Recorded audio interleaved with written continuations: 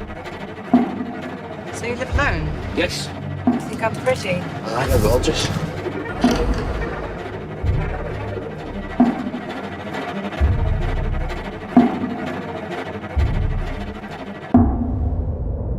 Come to me.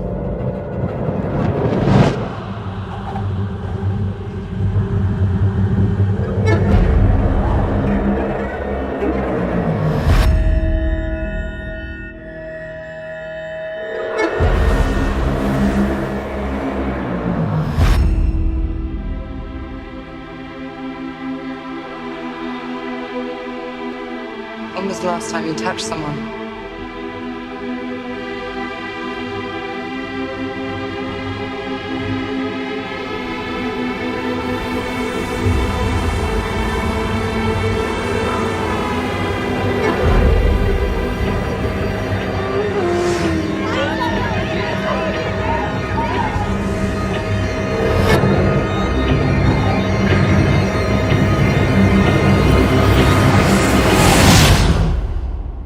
You don't want to wake up, do you?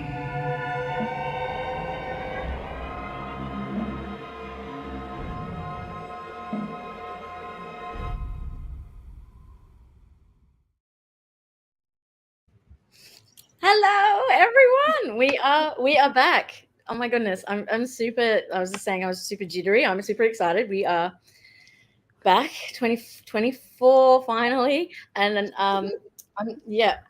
So this film, I'm super pumped for this. It's okay, Renee. It's okay. We had a false start because we were obviously already, we had to postpone this one. So I already am so banked up with stuff in my brain for this episode. So I'm super excited. Yay. So this film today we're talking about is Under the Skin by Jonathan Glazer. It is a screen adaptation of the science fiction alien invasion novel by Michael Faber, which came out in 2000. This is, I guess, it is very much based, and they worked with Michael Faber, but it is a loose adaptation in the sense that it's very different. If you're coming here as a fan of the book and you hadn't seen the film, vice versa, there's a lot of things that are different, and that will impact the way that you view this film. And alternative, if you love this film, I suggest you go and check out the book by Michael Faber, because it'll give you some like nerdy inklings into the whole thing that are take it in a different direction. But this film, one of the reasons I wanted to do this film is because I've watched it many times, and I rewatched it a couple of months ago with my housemate and his girlfriend, and kind of sitting through it, it just reminded me how epic a film this is and how much I really enjoyed it the first time around. When I first saw it, it was when it came out, and I hadn't read the book, and I had no idea what the story was, like, anything at all. But I just really enjoyed it from start to finish, and then went down a rabbit hole after watching it. And us on this show, we love to choose films that have different perspectives, and this one's got blood and black goop, so pick those two off. But we love having films that really push boundaries and can be interpreted in many different ways, and this film is definitely one of those films. One of the things that I guess excited me about this film is just the way that it was filmed, and like the way they kind of build it, and I guess build out this kind of really isolating and alienated kind of storyline. And I just love the way that it's done. This film, got critical acclaim, I should say, for both, the director and Scarlett, not to mention the soundtrack, not to mention also the editing on the film. But it was a colossal box office failure. So it was about $13 or $14 million budget, and which is cheap. That's cheap. Yeah, it earned $7 million. It only earned $7 million, which is considered a big flop for that. I feel like it might, and I don't know, because we're in a different universe now. It used to be when films flop, like Donnie Darko, it would get a huge following through video rentals and buying. And now with streaming, it's not quite that same, like, showing your support by buying a DVD or downloading it and having it forever. Forever, as much as technology lasts. It's not quite the same. And also, we're so spoiled for choice that I think when you have genre horror films, especially A24 Studio Canal distributed movies, sometimes it's a perfect storm of, hey, maybe this movie will do great. It's got a great cast. It's got a great story. It's really the cinematography is stunning. The soundtrack's great. But sometimes you can have all of that and it will still bomb and not be up for Oscars and not be up for critical acclaim. And also the movie's so interesting that I think it's also one of those movies you have to watch more than once to really get. Yeah, 100%. A lot of people, unless you're a movie nerds like us, get it. As far as wanting to see it. Yeah. And this is an indie film. You know, it was filmed in Scotland. It's just a film for film.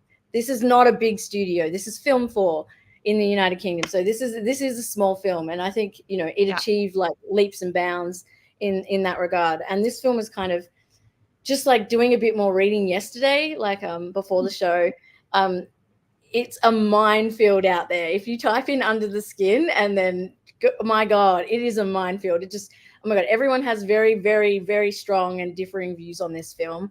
And I think that's one of the things I actually like about this film is, depending on your situation and in life and where you're coming from, gender, you know, what your, you know, cultural story is, this film can resonate very differently. And you can kind of see things in this film that someone else is not going to see or not going to pick up on. And, you know, and that's, I guess, it's an offshoot from the book. The book centers, you know, on exactly the same themes, but a lot more, I guess, a lot deeper, and probably a good thing for us because, Jenna, you would not be able to handle it. I can tell your beautiful little vegetarian soul would not be able to handle this film if it was the same as the book. Because the book is hardcore. It's about it like brings it in on another level. You know, it's what perspective is the book from? What character is it? Like third person, or is it from her character? It's her, and then kind of an outward of the world. So interesting. In the book, it's, you know, the same central theme in the sense that, you know, we have, sorry, spoilers, everyone, of course. Spoiler alert. We have you know, an alien coming to Earth. She has come from, you know, a planet where the elite, you know, view human meat as, you know, this amazing, like, you know, I guess, what would you call it? Like delicacy. And so delicacy, I was thinking of it. And you know, and so she's been sent here to, you know, basically harvest human flesh. In the book, it goes 10 million times darker and deeper in explaining that. It's almost like factory farming, but using humans. It gets full on. But that's not explored in the film so much. And Jonathan Glazer talked about how this film went through serious and numerous iterations because he was struggling really difficulty with trying to use the source material but yet take it in the way he wanted it to go. And when he first spoke to Scarlett Johansson, I think it was like maybe 5 years before they even discussed her actually going and doing this film. It was just more of an idea. And then they had a conversation over a period. I think it was about 5 years later, they had a conversation and it kind of decided on that phone call that, yes, they were going to go ahead and do this film together. So it's an exciting film for me, and there's just so many things to talk about with it. So I'm super excited. So what was, I guess, let's talk about just off the bat what you ladies liked, and, you know, what drew you to liking this film and being so amped to do it with me as well.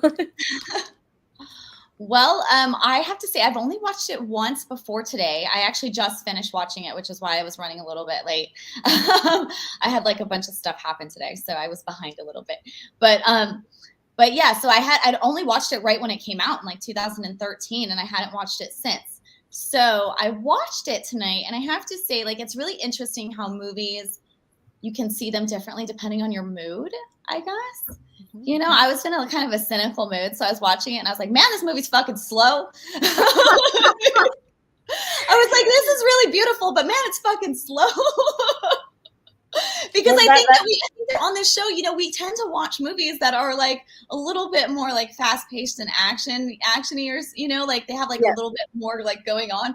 So when I was watching it, I was like, come on, get to it. Like, get to it. But I remember loving it the first time, and I definitely did love it this time, even though I did feel it. I seem to not remember it being this slow paced. But I will say, of course, I'm the person who's going to say, like, the cinematography is just stunning. Like, there are just so many shots that are just beautiful. There's this shot, like, this is a nature shot where, like, the fog is rolling in and, like, the ocean spray is, like, curling. And, like, I was just like, wow, how did they, like, get that specific shot, you know? Like, and then, like, the shots of, like, which was in the trailer of, like, Scarlett with all the different people, like, blurred as they're, like, walking by. Like, there's so many different, like, stunning artistic shots, and it really is an original film, in my opinion. Like, I don't think I've ever seen anything quite like this. And I'm interested in hearing your guys' perspectives, because I feel like I'm going to say it, I feel like I might not have gotten all the deeper undertones on this one.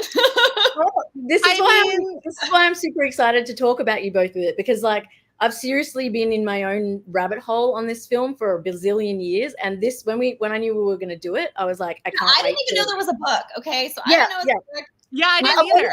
A lot of people didn't know there was a book. Then that's why I was like super excited to like delve into this, because it's just there's so much going on. It's so exciting, and I'll jump to Bonnie in a sec, but I wanted to interject where Jenna just mentioned about the filmography, and that is one thing with this film that is sort of got a different thing than we've talked about before, because, you know, we love our sweeping shots and amazing, all that kind of stuff, but I wanted to point out that this film uses like hidden cameras predominantly throughout the whole film. So there's scenes in this film where there's like 56, 57 hidden cameras that they're actually using to film it, and because they wanted that alienation and kind of isolation to be really felt. And the best way to do that, because this is an alien who's in an environment that is completely alien to themselves. They have no understanding, no empathy, no comprehension of anything that's going on around them. And the best way to kind of capture that is by doing it with the least amount of involvement. And Jonathan Glazer said that was important to the whole film, was that there wasn't a lot of overproduction and there wasn't a lot of people involved. And that's also why there is basically no actors in this film. So everyone in this film is a real person, and some of them have been cast and some of them have not. But basically, essentially, it's just, you know, Scarlett is the only real actress who's in the film, and everybody else is a regular human who's either been cast or is just there. So which is interesting to me as somebody who's made films before, because I'm like, how did they get model releases to release this? Like, how did they yeah, there was when I was watching it. I know how they did it. And everything. I'm like, how do these? Because I knew about the hidden camera thing, and I knew about, I guess, apparently, like, some of the guys that she picks up in the movie, they didn't know that they were in a film at first. Like, she picks them up. I read that the other day, and I was like, yeah. Oh. I was like, that's interesting. Yeah. Oh, this girl looks a lot like Scarlett, huh? I wonder if it's really Johansson. I know how they did it, Jenna. I think they did, because we did this at Lucasfilm when we wanted lots of fan shots in documentaries we were working on. It's if you post a sign publicly, right, like a concert that says by being in this area, you've consented to be filmed.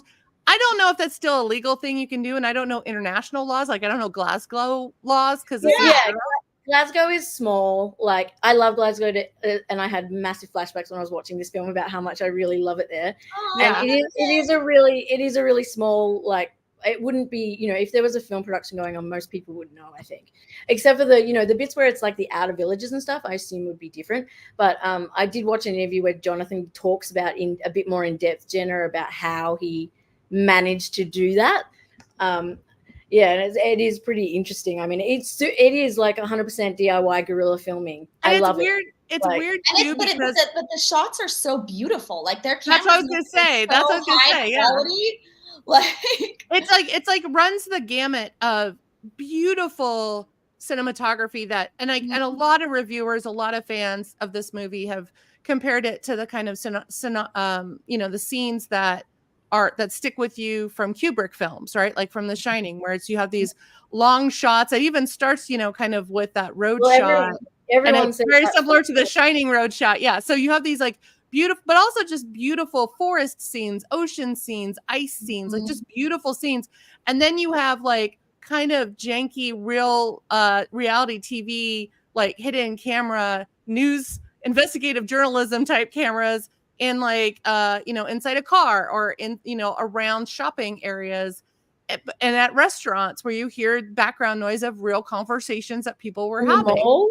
In the And it mall? was just but also it was, I thought that was perfect because she is an alien, right? So even though she has a British accent in this film, the alien chooses to do British and not Glasgowian accent. Yeah, I know mean, I look, said that wrong, I've got to but you say know what I she- mean? Like, She did pretty well.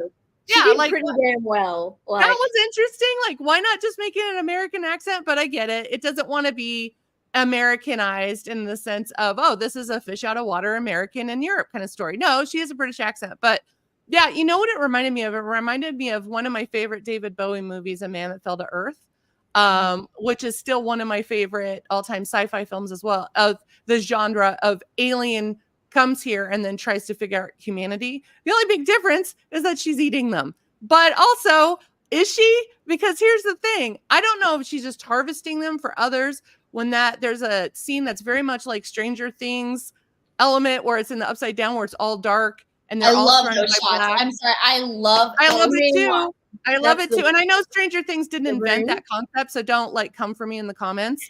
But I will say, we don't actually see her like in horror films that I am used to seeing aliens or other eating humans. They do the unhinged jaw and then, but this was just like they're, I guess, having sex, but you don't see the sex in those all black, background areas. yeah, well, You well, see she's them not like He's like luring them. Yeah, she's not getting in having like goop. so- Yeah, they're so- slowly walking. They're slowly walking in some sort of primordial goop that's black, but also you just don't really know what's going on. And there was one scene where one of them deflated like a balloon animal, and so I was No, just and like, then it was just like this. It was just like the skin of the person, like floating Yeah. in this crumpled paper or something. It's so cool looking. I love the Yeah. art in this movie. So I it's think not that's- bloody. No, I mean, it's not gory that way. I thought that was interesting. If you're gonna show the death of a human, that's kind of artistic. So I was It's like, super oh, artistic. that's cool. It's so artistic, and like there is that one shot where there is all the red, and then there's like the red kind of like rivery looking thing, Yeah. Oh, very there's some good things coming up in the comments already. John's mentioned, I was going to bring this up about Bobo and Yes, Sis. I heard this too. Yeah. So yes, she is an alien, but the film itself by Jonathan Glazer, he was inspired by the Scottish folklore, which was Babi and Sith, which is, basically like a succubus but fairies. So yes, that is very much relevant, and that's apparently one of his inspirations when he was making the film. I love that. So That's great. yeah, but essentially, I guess there is so many ways you can take on this. And I love that everybody has a different understanding of what they think is actually happening or about to happen, but and everyone else doesn't. Like one of the key scenes, like for me, like at the very beginning, and a lot of people didn't catch this the first time they watched it, or later on it was pointed out to them, and they're like, hang on, maybe, and it's like the at the very beginning when obviously the initial scene with the big eye, and we're hearing essentially Laura, which is Scarlett Johansson's character. We're hearing her learn how to talk, basically. Yeah, hearing the phonics and stuff. And then you see that the vision, which is very much 2001 Space Odyssey at the beginning. And you kind of like, oh, it's got that very stereotypical kind of alien sci-fi vibe. And then as we come out of it, and there's the Moto Man, which is the guy on the motorbike who follows her around everywhere, and he's and then they drag that woman off the side of the road, and and then we go into the scene again that's kind of that weird white room where they're pulling her clothes off, and another really cool shot. Really cool. Yeah, really cool shot. Really cool and I mean, that's how I shop. Yeah. But and then there's a lot of yeah, and she's looking at the woman, and she's taking off her things, and then the woman is obviously about to die, and she's well aware of it, but you see as she's staring down, a tear roll down her eye. A lot of people think that this was like a victim. It actually isn't. She's the predecessor. Yeah. So she basically Moto Man gets her because she went against the rules. She started to feel feelings for humans and feel bad about what she was doing. So they send a new alien to take her over. So was which that is gleaned from the book? Was that from the book though? Because they don't talk about yeah, at all in the movie. Okay. And then Glazer talks about it as well. So Okay. it's essentially like they send them down, and then when they're naughty or they do, that's why Moto Man's following her around all the time whenever she's killing someone. Because I thought it was like a dead sex worker at first. The first time I watched it, I was like, "Oh no, they just like killed the sex worker." And like I thought it was her. And that's why I thought it was Scarlett. I thought it was another version of her. They kind of I thought it was like a clone kind of thing. Like it's just. I actually thought that the body that they take the clothes off of, I was actually like, man, she looks like Julia Fox to me. I don't know. She's got that vibe. Yeah. They're all kind of similar, like looking, and then she essentially puts the same similar outfit on, similar vibe. Yeah. And that was something that the first time I was like, didn't really I noticed it, but didn't really understand what was going on. Like, because they could have killed her earlier. They didn't need to drag her. Like, they didn't need that. You know what I mean? If it was, so it was poignant for a reason, and I just didn't know why. And I think, like throughout it, like people are mentioning in the comments. I'm excited. There's so many comments. There's a someone is mentioning too that there's an element of xenophobia in the book. Oh yeah. And 100%, that's actually a huge theme in the book. And so you can see it throughout parts of this, not just in terms of her being an alien, but you can also see it. There's a lot of classism and a lot of immigrants, things like that throughout the whole film version as well. But it is a much stronger in the book version.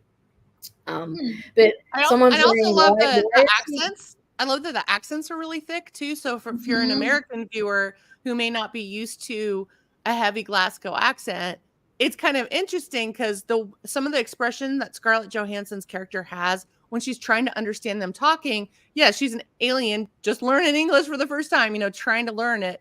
But I've had that expression on my face when I have to interview like a band like in the 90s. There's a great band called Therapy. Andy Cairns was the lead singer, and he had such a very thick accent. And it was one of those things, and I believe it was Irish accent, that the drunker he got, the thicker it got. And of course, I would go drinking with him all the time. So it was just like, I know I've had that expression. And I know that people that are like, not American can't figure out why I can't understand them because it's all English, but it's the accents. And I'm sure my accent isn't great either for people who are not American. So watching that, those interactions happen where, she's an alien, but also the accents, but also the gall of some of these guys too, with their pickup lines. Here's the thing. I don't think any of them deserve to be killed, quite frankly, except for the rapist guy who I really wanted to die at the end. But the other guys, they're just like, oh, your eyes. There's something about your eyes. And I was just thinking of every horrible pickup line that I've got to say, I still, no matter how many times I've rewatched this film, like when I rewatched this yesterday, I still felt cringe. Like, I feel ick. Like there's something underneath my skin. The only guy that was sweet was the one that she let go. Yeah, the only guy that, that's not totally true. The guy that like she actually had real sex with and didn't kill, he was nice, like, walking with her, making sure she's okay. And then the like she went home with, right? That guy was great. But like the guy that had the facial issues, and I don't want to call him issues. She let go, she let him go, but he was the most human and most real and most, I would say, innocent, but also not cringy, because he's probably she lets him go, but then like her motorcycle. Well, the motorcycle guy tracks him down and puts him in a damn trunk. Yeah. And I was just like, no. But a nosy neighbor sees it. A nosy neighbor sees it. So we don't know. He might get saved. I don't know. Yeah, so that character is Adam Pearson. He's a famous British actor, and he's like a presenter and campaigner. He has neurofibromatosis. Yeah, I was going to try to pronounce it, but I can't pronounce anything tonight. But I really liked his character, but I also like his representation, because I think too, especially with sci-fi and horror and fantasy, I think those are the types of movies where actors that don't look like the typical Hollywood handsome types, there's more chances to show your skills, show your acting, but also show your representation as is. And also it's kind of like, it reminds me of, when you have horror film tropes, like in Frankenstein, when you read the book Frankenstein, he's described nothing like the monster of Universal Monsters. He's not green. He doesn't have any of that stuff. In fact, there's a whole paragraph about how great his teeth are, which is something when you think about how long ago that was written in England. But I really like that book because Frankenstein's monster is more human than the humans, and the monsters are really the humans that are after him. The monsters are the human that made him. So like this film, I felt like, yes, the alien's there to do a job. We're clearly food. We're clearly not something to get close to. But I thought it was interesting that you mentioned at the beginning, you know, her predecessor dies, and this is Scarlett Johansson goes to replace her.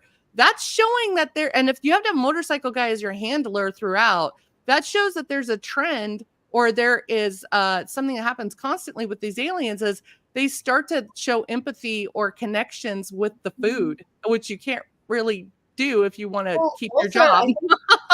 Well, also it's I mean, that happened to me. I started to empathize with my food, and now I don't eat meat. Like, look. I know Jenna's turning me into a vegan because of it too. So I might be joining Team Vegan or Team Vegetarian very soon. I mean, that's one of the central themes in this film. It asks you the question, you know, of who is the viewer? Like when we're talking, you know, and who is judging and what are we judging? And the thing is, one of the things that this film shows you, very much so when you get towards the end with the logger, is that, you know, humans and aliens very much have the ability to be, you know, as monstrous as this particular one starts out to be, and then human beings have the propensity, you know, to be monstrous themselves. And so what is shown in the end? Yeah. Like, so what is it? Is it the skin or what's under the skin? That's the main. See what I'm saying? It's like that's what the key of the film really is, to ask yourself, you know. And not only that, but as the viewer as well, we also are making a lot of judgments and things on this as well. Like, and listening to some different perspectives from men and different perspectives from women. I've heard a lot of different, like, you know, I read this amazing, like, nerdy academia piece on it that was about, you know, and they basically said, like, when it gets to the scene at the end, were you hoping that she would get away, or were you hoping she would get raped? I was hoping she would get away. That has a lot to do with what it is, and it sort of like turns the lens from her onto yourself. Because at the beginning, you're like, this person, she deserves that. She's there. She's got. At the beginning, she's so methodical, mechanical, no emotion, no empathy. You know, the perfect scene is when she's at the beach and she leaves the baby crying. I know. Oh, the poor baby. She has no understanding. Okay, so can I interject real quick? I feel horrible because when I first saw this movie for the first time, I saw it with other people. I didn't see it in the theater. It was like one of my friends was having movie night and knew that I liked A24 movies. So I went in it not knowing the trailer, not knowing anything. And when that happened, I laughed a little too hard. I laughed, which apparently made me the monster in the room. But I was just but she's an alien. She didn't eat. Did she eat the baby? I don't know. Did she eat the baby? Did she leave the baby? Well, how did the baby? She left the baby. She left the baby. Like, where did the baby come from? No, the couple. The couple. Parents. It was the couple that was there. Okay. They were in the ocean. Remember, you hear the news report later in the background talking about how the mother and the baby are missing, but that the man washed up or something. Like something happened where it was like one of them. But like I kept thinking, okay, I shouldn't laugh at this. And I'm trying not to be like the Lola Rana of the group. I don't want to be Lilith of the group here, but baby's crying. I felt like that was a little too like, who cares? Like, here's the thing. She's not there to kill. She's not there to kill in a mean-spirited way or an evil way. She's there for food. She is literally just going organic shopping for grass-fed humans. That's what she's there for. She's not there being a serial killer or a mean person. That's why I love this movie too, is because, you know, there is a genre of horror films of women killers that specifically go after men, especially men, not necessarily with bad pickup lines, but definitely men that are maybe not the greatest human beings on earth and have assaulted women. Or they are just horrible people. And like, it reminded me of my favorite indie sci-fi horror film that I saw in the 1980s in a theater as a goth punk rocker. And it's called Liquid Sky.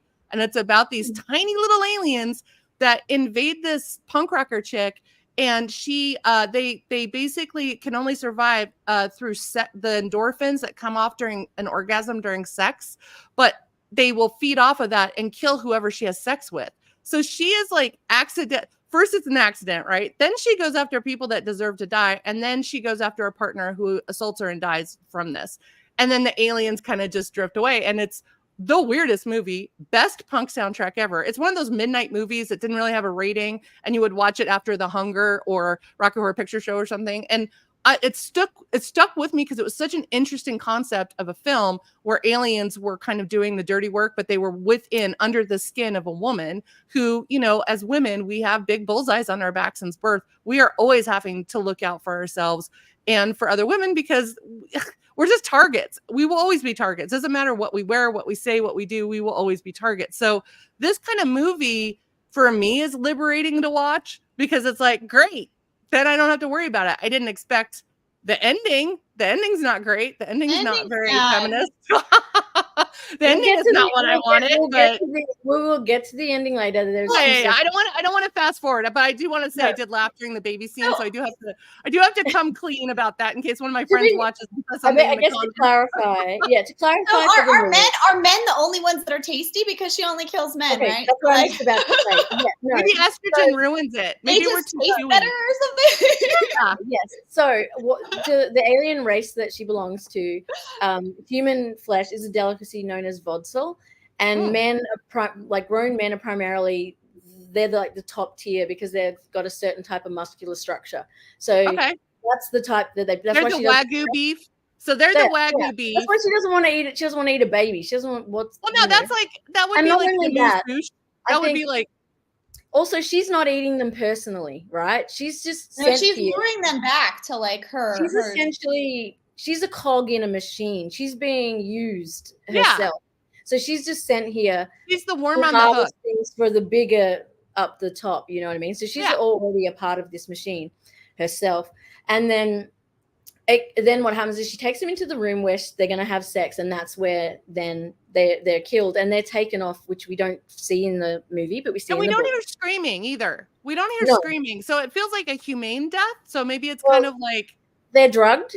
That's the I mean, I'm not saying it's a great way to die. No way to die is a great way to die, but I mean, at least it's not like they're just ripping the flesh off of them or eating them alive, or you know.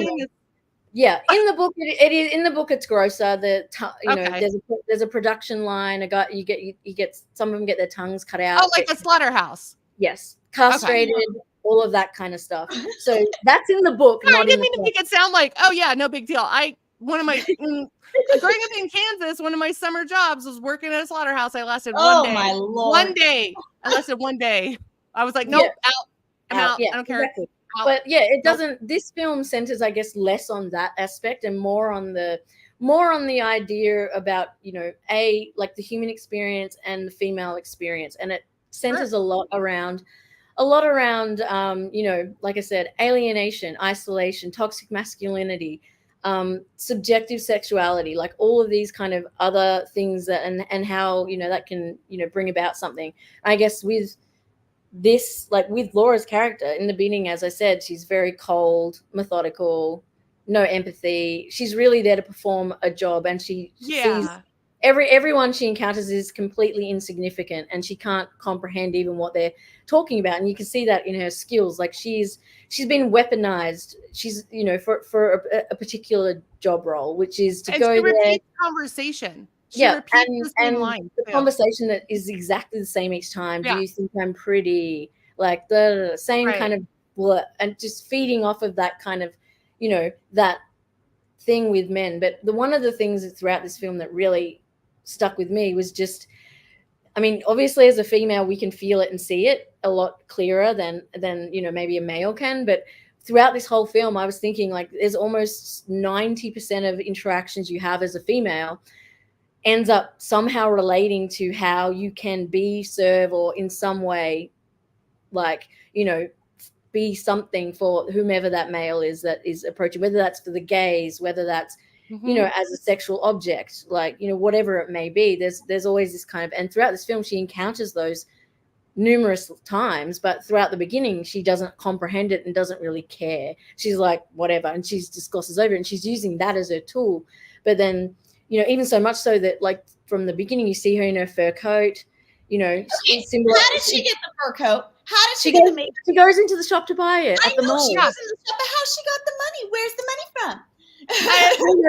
Maybe they just gave it to her because it's freaking. She looks like Scarlett. Like, I don't know. If you look like Scarlett Johansson, ridiculous now. But I'm assuming at the beginning of the movie, I was when she walks in, of course, because I was in kind of a cynical mood. I'm not gonna lie, and I was like, how'd she just? Where'd she get the money? She was just like born, pretty much. Oh my god! Someone in the comments. You can't just walk into a store and get a fur coat. Someone in the comments said she ate the clerk. Okay. I'm assuming the money just came from the other woman because she's driving around. She's supposed to get petrol. You know what I mean? She has money. I bet from her handler. Like, I'm sure she's given whatever. And I'm sure they rob the men or whatever when they. Yeah, you know. I mean, he's still the motorcycle guy steals a car.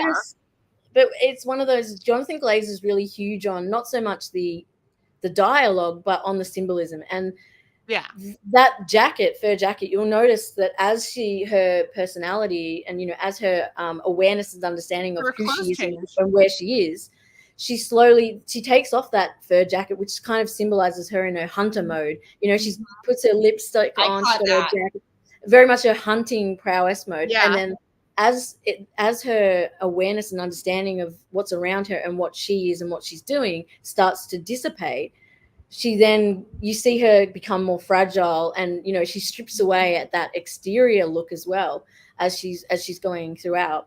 And I think, you know, and then of course the interactions with the men are very different each time, and then as that's happening, you can see them, and she's actually starting to be affected, whereas before she didn't care. One of my favorite, funniest scenes in this film is when she walks and all those women, like, the head party. Because that has happened the to me. bachelorettes. Yes. That has happened to me so many times in England. And I've had that expression. I've had the same expression, like, get away from me. What the hell's happening? Why are you all pushing me into a bar? I just loved it because I know there's a sense of female camaraderie in England and Scotland centered around going out at night and, like, going to clubs and it is just like that. Like, I've had women do that, like, come up to me and be like, me too.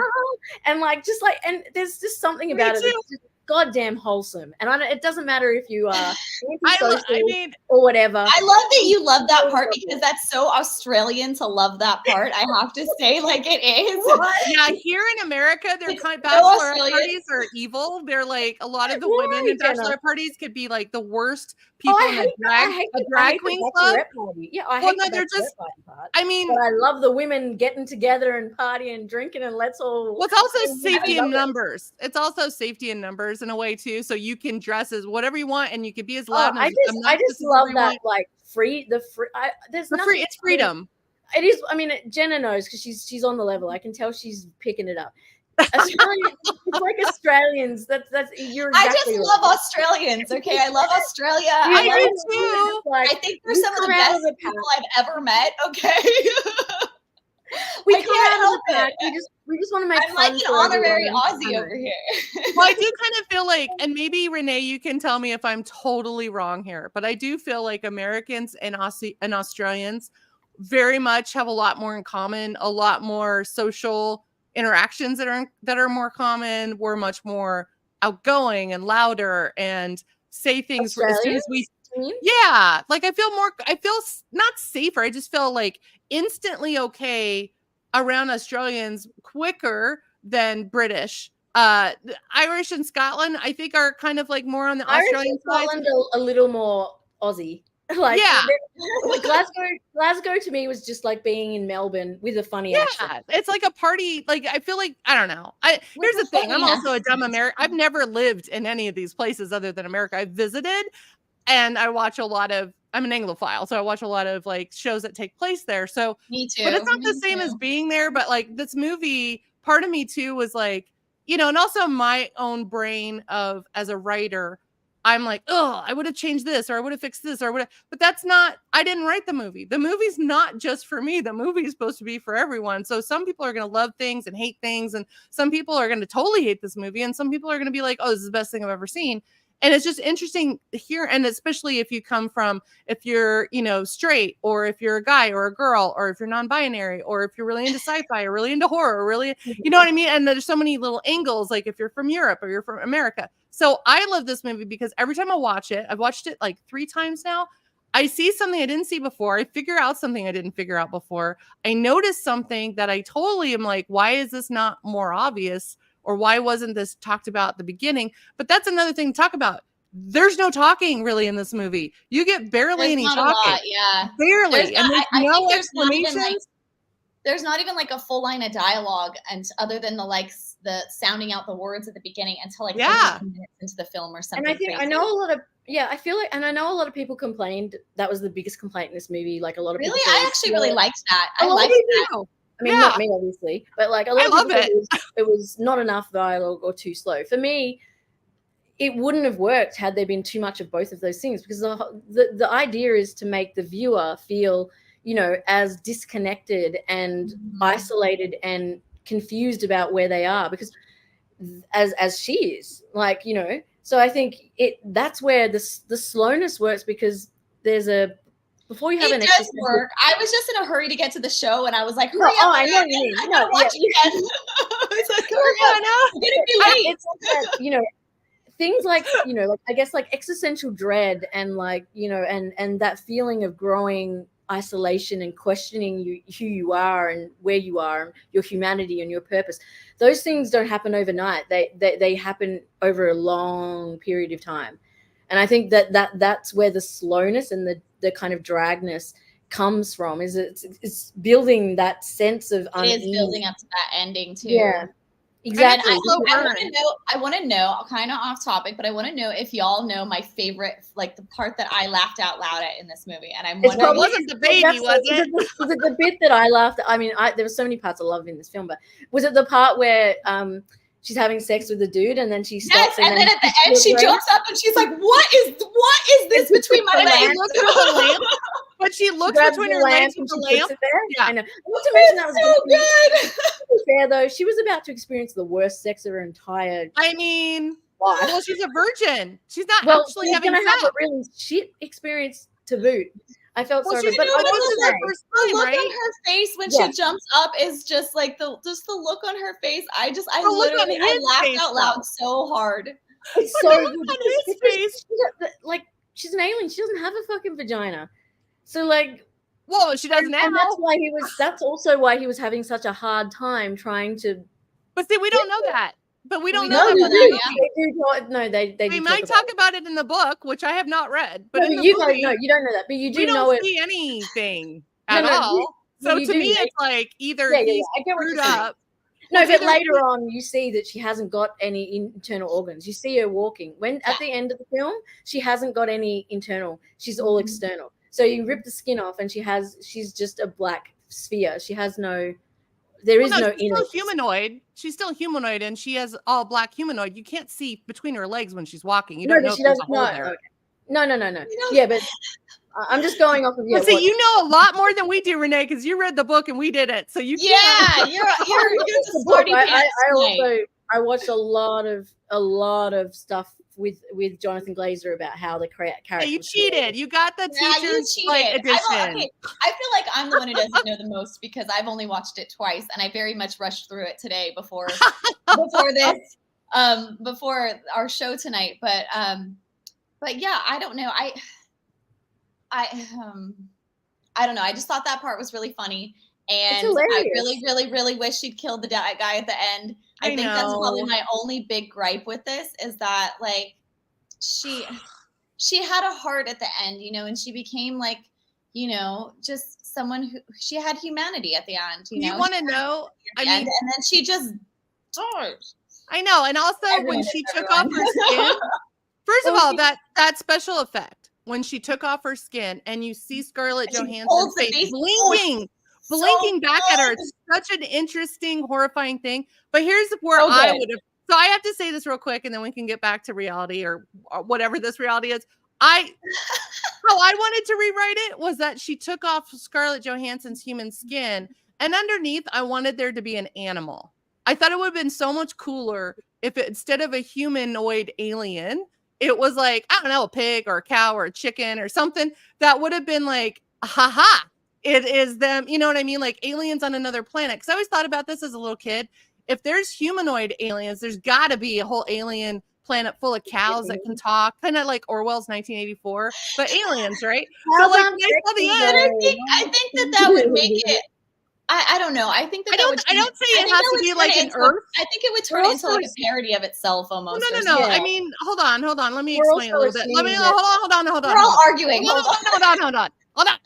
If it was like an alien type of humanoid animal, not like Howard the Duck, but like, something that's artistically, then it's like, okay. But yeah, you're right. It probably would have turned into a parody. And this is why I didn't write this movie. and the themes with humanity and gender wouldn't have been as strong. Yeah, that's true. Into a chicken or a cow. Well, it would have been I guess, yeah. Okay, never mind. I feel like now I just wrote a Family Guy or a Robot Chicken episode. You're doing like the trauma version of Under the Skin.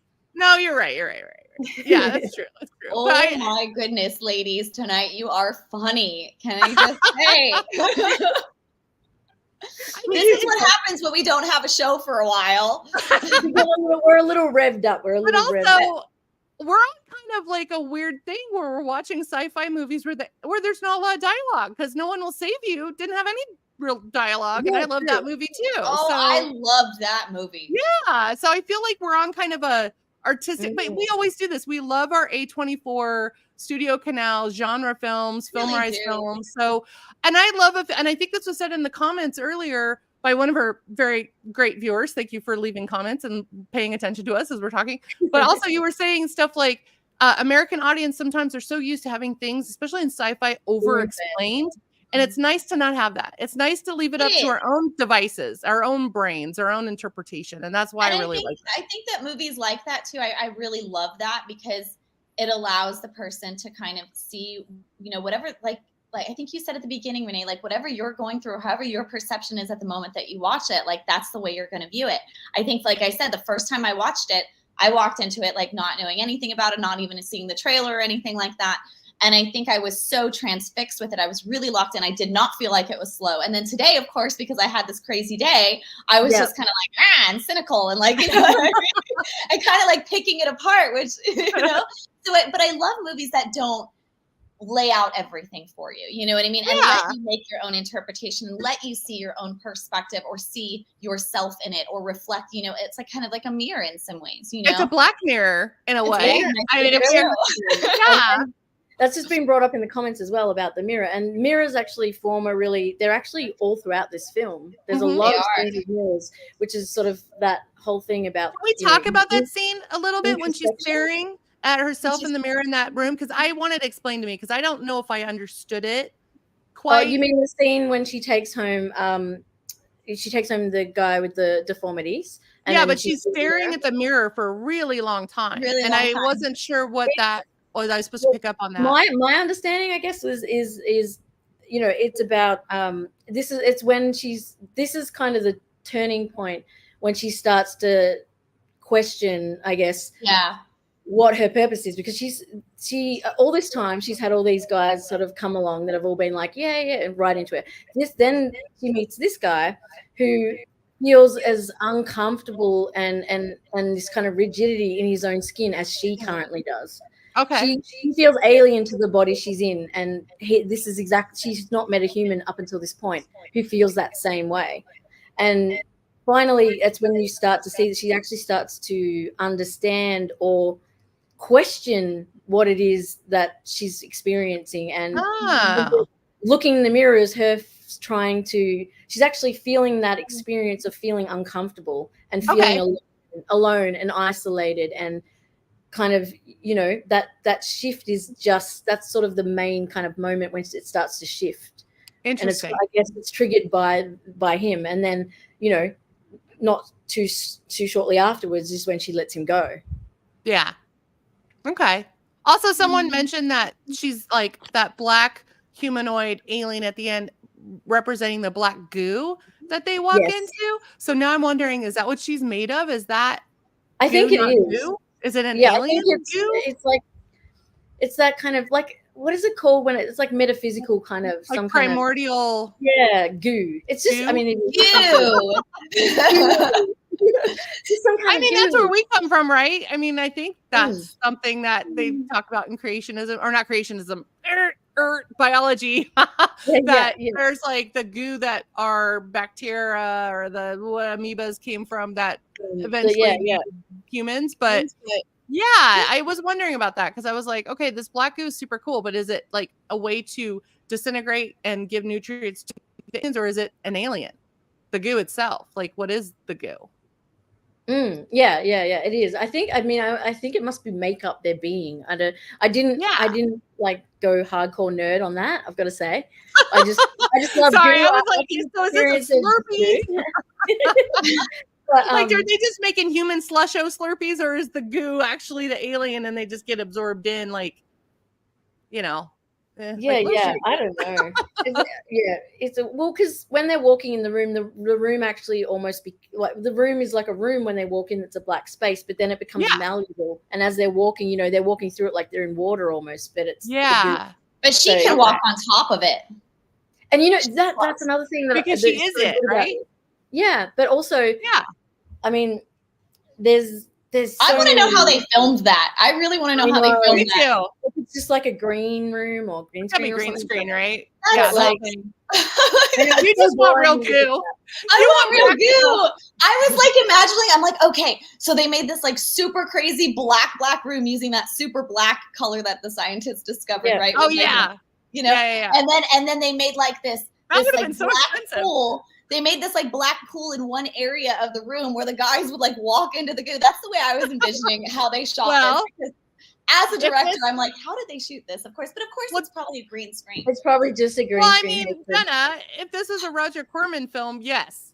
That would, if it was a trauma film, Roger Corman, or like one of those films before green screen was invented, then yes, we would probably be watching a made for, a documentary behind the scenes, like, like an old Star Wars when they're like, oh yeah, we use this. Because the special effects, and that's another thing, this movie is so beautifully shot that sometimes you forget there's actual really good special effects in this movie. And one of them, again, is that end scene when she rips off so good. So good, right? Sorry, but how cool does that all black alien look? It looks so beautiful, stunning. And I was hoping, I have to say, when I was watching it again today, I don't know why, even though I knew the ending, I was hoping that she would like fall into the snow and then the snow would like put the fire out. I was like, please, Me too. I was kind of hoping she was fireproof goo or something. Like, I don't know. But also, how gorgeous was she? And I was also like, she should have just picked up guys looking like that. If she just looked like that and went to Comic-Con, she could have gotten a lot more guys, probably. But I mean, it's kind of, it was a sad ending, I guess. Yeah. But I also think that, like, it wasn't as sad as we think it was. Like, I feel that, like, it's sad the way it happened, but for Laura, she couldn't actually, by going through that destruction and going into the embers into the air, she was able to actually find a place within the human world where she could stay and maybe come back as another being. But if it happened a different way, she wouldn't. So it was almost like a way for her to experience and stay within the human world, rather than, because the skin was ripped away, like, she couldn't continue to live anyway had she gotten away. Well, she'd have to get in their body, or the robot, or the motorcycle that skin was pretty fucking delicate, man. But it's like one tumble in the woods and a guy trying to rip her clothes off and it's just destroyed. I was like, come on, aliens, don't you have any better tech than that? Well, I was also wondering, maybe that's why she checked herself after sex, because of a rip in the skin down there. Like, maybe she's like, oh crap, my costume's ripping. So maybe that's why she freaked out a little bit too, because of there's got to be some damage down there. And when the logger lifts up his hands, it's all covered in black. Yeah. Before he rips the I skin really off. wanted his hands to burn off. How awful. I'm sorry, but how awful of a human do you have? Like, I'm sorry, but if that happened to me, yes, of course, I would be freaked out because I'd be like, what is this black thing? But I wouldn't light them on fire. I wouldn't want to destroy it. I'd want to know more. Like, I'm sorry, but this is going to sound very like feminist, but what a male thing to do to want to destroy rather than protect or nurture. Do you know what I mean? If she just had one. And I know that's playing into gender roles and all that shit like that, right? But well, no, I mean, you're right. I wouldn't destroy it. I would be curious. I'd be like, what the hell is this? Let me like see what's going on. Like, she didn't seem to like, he was trying to hurt her. She didn't seem like she was trying to really hurt him. She was just trying to get away. So I would have been more curious.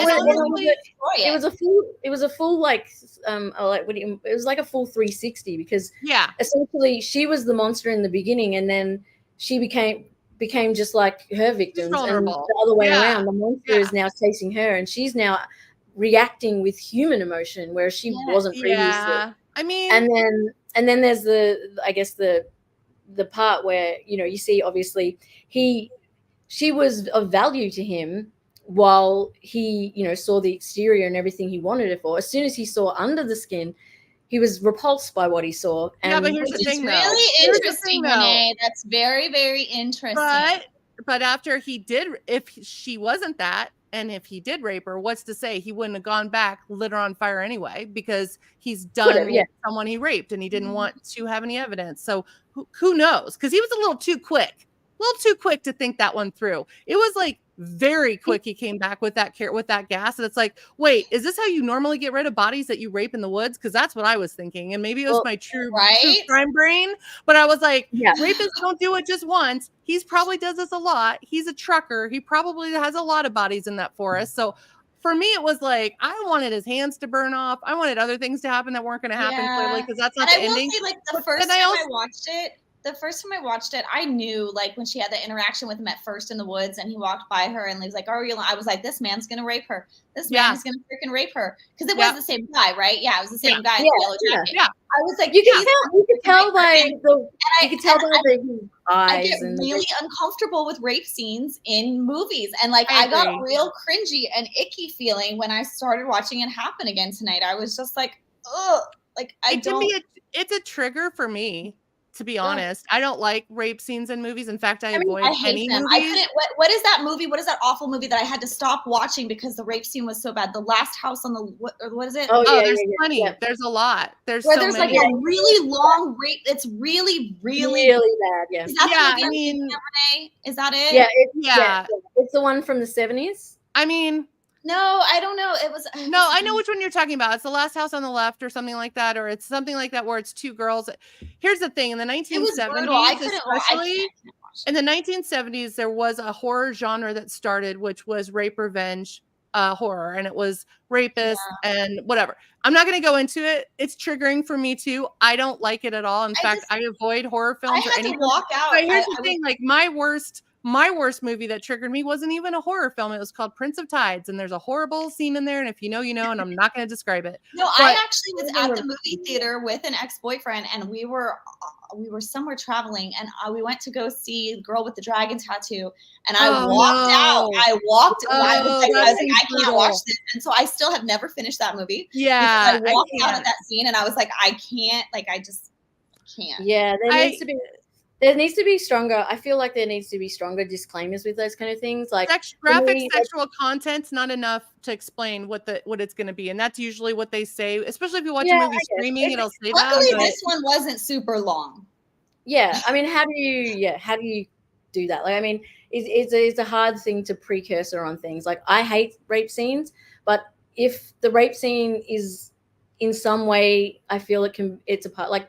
The dragon I just can't do it at all. Yeah, I just can't. No, I can because it's reality. It's reality. It's I get it, but like it's also triggering for those of us who've survived it multiple times. So I can't. So it's same with also if you go to doesthedogdie.com, they have trigger for not just does the dog die. You can also put in a name of a TV or movie to see if there's a rape scene before you start it, and it will tell you. So that's kind of how I navigate that. But if you're at a theater, if you're with people, you don't know that that's going to come out at you. Yeah. So if you're with people, you don't You don't know if it's going to come or not. I don't make a big deal out of it. I just leave the room. I don't like say anything to Which people. I think is completely fair. Like I've been raped. I know, and I can still watch those films. That's fine. But everyone has different. Everyone has different, personal boundaries. and also it may not be that. It could just be an assault that doesn't end in rape. That could be It could be triggering. many things. Which is what happens in this. She doesn't actually get raped. She gets attacked and then lit on fire and murdered, which is horrible. But I kept when I was watching this movie too, just to kind of shift gears here. I kept wondering what would this movie have been like? I thought I just wasn't moving because I was reading all the comments. I'm sorry. I thought you froze. Is it okay if I shift gears a little, or do we? Wow, I did a really good. I want to keep talking about rape. I just don't want this to turn into a large rape discussion because that's not what I want to do. From that. Yeah, I think we can. So my question to you guys when you were watching this, because this is something that came up for me as a bisexual, was I wonder what would have happened if a lesbian had come up to her and hit on her. What would she have? Not tried to eat her or kill her, but would she have had a sexual experience to have a sexual experience as a learning exercise as an alien? Or was that kind of technically playing with your food? Like, I don't know if that. I think it wouldn't happen because she doesn't even understand or comprehend what human sex is anyway. Even when she gets to that point where she's with the guy, she doesn't even know what to do or why, and hence the hilarity. She's just like. Why doesn't she take him? But why doesn't she take him to go get killed? That's the thing I didn't understand with this other. No, because she's already started the trajectory towards like actually empathy and understanding. Got it. So the guy's pestering her, and then he says again, like, "Do you need help?" And she says yes. And then he takes her, and he's actually trying to help her. So she's actually in that moment. It's like the scene before that when she's already, you can tell she's already hit like a precipice with what she's thinking, because she goes into that restaurant and she orders a piece of cake and she can't eat it. She couldn't eat the cake because she's an alien. And she's an alien.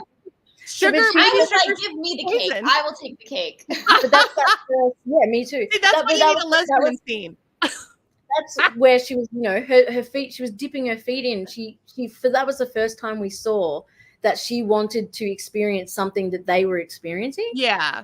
Like, and obviously she couldn't because she can't eat it and it just tastes like probably garbage, whatever. But then she gets in the bus, she meets the guy who's nice and seemingly, wants to look out for her. The one thing I did have a problem with that guy was, yes, he was nice. He fed her. He do all those things. But at the end of the day, he still wanted to fuck her. Like, yeah, not cool, bro. Not cool. Like, all of the guys just wanted to. All of the guys in the whole took advantage of her. He still had an ulterior motive. Yeah, like, what if she had gone to like a gay club? Like, what if she ran it? You know what I mean? Like, what would the dynamic have been like if it wasn't about sexual attraction? Then I think it's a different film.